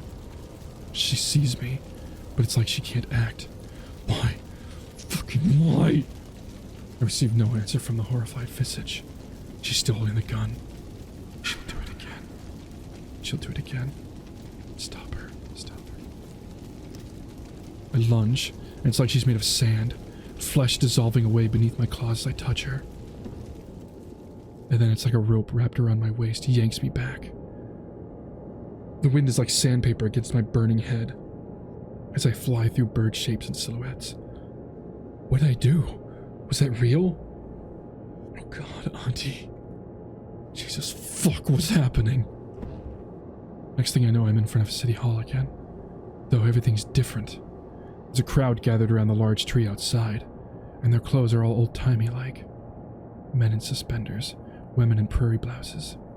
Their faces are furious blurs, polygonal masses of fur and teeth that seem to exude their emotion more strongly than their distinct facial features. Masita Finex stands upon a wooden stool with a noose wrapped around his neck, the priest next to him reading his last rites. The man is so angry, so hurt, tears like waterfalls down his matted yellow cheeks. Someone hurls a piece of hardtack that hits him square in the jaw, but he doesn't react. The cries of the crowd are obscured, distorted, something about a child or children. There's a man at the edge of the crowd, a ram, the one that Fennec is staring at. He looks like Carl. Ram pivots on his hooves, turning to walk away but stops when he sees me, his expression vacant. The Fennec shouts indiscernible hatred at the man, and just then the stool is kicked out from beneath him. Ugh. As he sways, feet kicking in driblets of piss cascading down his overalls, it's as if the ground itself begins to bounce. Something so palpable and awful that it's beyond words, that I can feel within my mind more readily than the burning of my flesh. The stony faces of the mob seem completely unaware that their actions are feeding something far greater than they will ever know.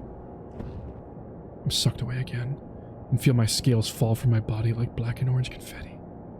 My thudding heartbeat is becoming increasingly irregular. I gasp into the void, the fresh blood mixing with my own. My actions no longer feel entirely of my own volition. It's like something pulling in my skull.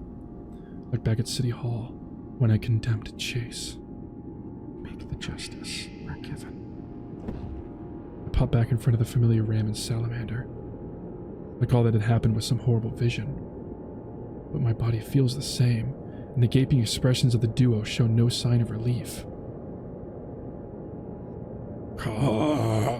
I can barely make the noises with my throat the way it is. I can practically feel my vocal cords snap away as I speak, letting me only exude a guttural growl. I reach out to him, seeing the Steinway red appendage on my arm has become. The tunnel shakes around me.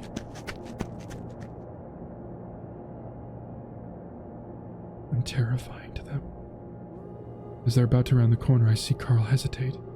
He looks back to me. I can't see his expression, and I can't call out to him. I have to let him know I'm still here. With some strained effort, I turn my wrist around and close, all but one of my fingers. And pulled away once more. It goes on like this.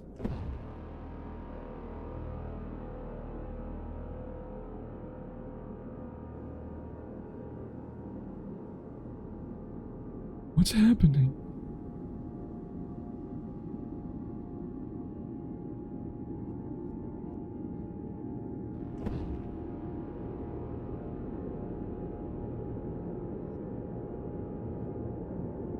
I can't die.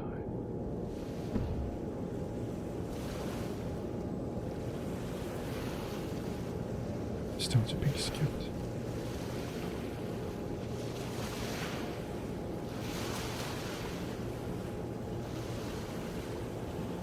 It's like seeing, isn't it? Purest expression of emotion. Fuck you.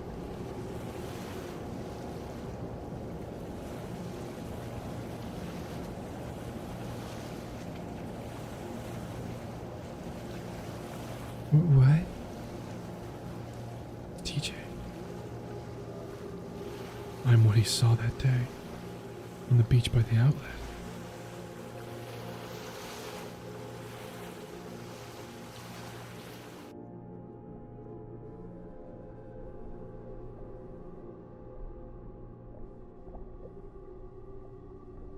And props, and suddenly I can't see from my left eye.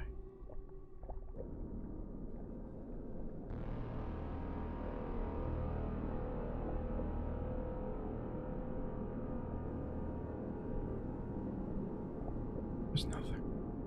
Eventually the splashing stops, and I know my best friend is dead.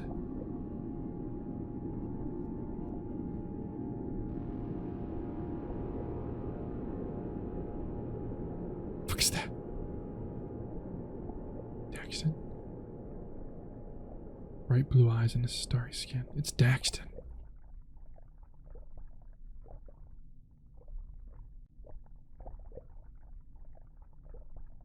He very much wants to.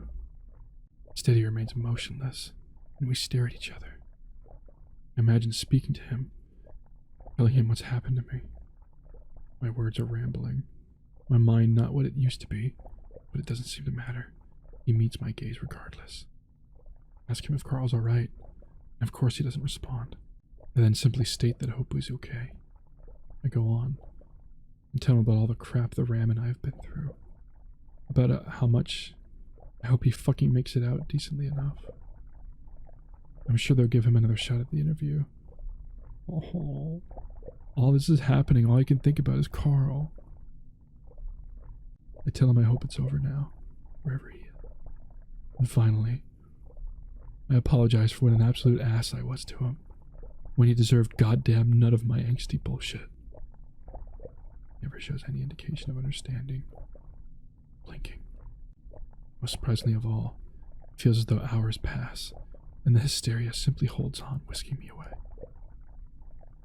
Rumbling. No fire.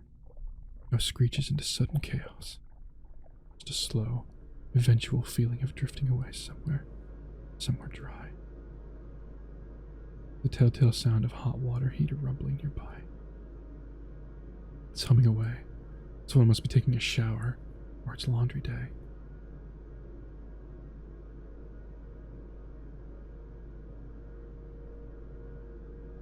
I need to hold back its tears. It's high pitch, feminine. A girl. The distortion is only slight. I bring my hand up and feel wooden slats. And when I push harder, the whole surface bends and folds outward. It's a closet door. No. Sniffling stops.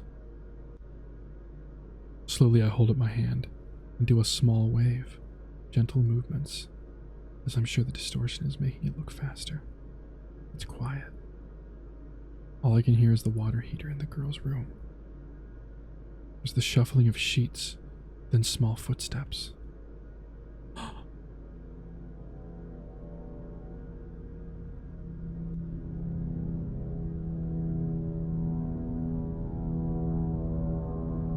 It's Flynn? Hi. voice is timid. There's another long pause. Be real? I think for a moment.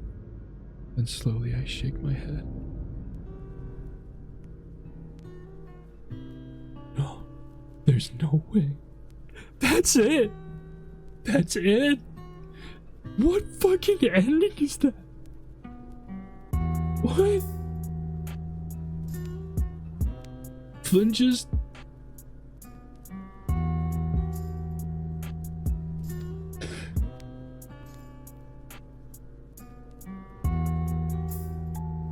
It fucking tricked him into running into the mine. The tugging on his shirt. That was Carl and Dax near the lake.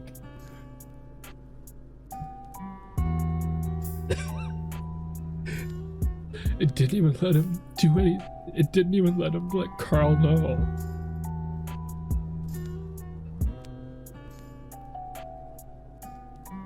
What kind of fucking ending is that? And they don't know. Do they even know? I mean, Carl and Dax knew, but... Well, I mean, do they? Oh my fucking god. The lizard stands in the darkness behind the bars. But he can't stare. Not really. Because his eyes are gone. Half of his muzzle missing. Flynn didn't fucking deserve that, man. It seemed like everything just kind of caved in around Flynn at the end there. It's like everything left everyone, and it just all focused on him. Why? I'm never gonna be able to emotionally recover from this game.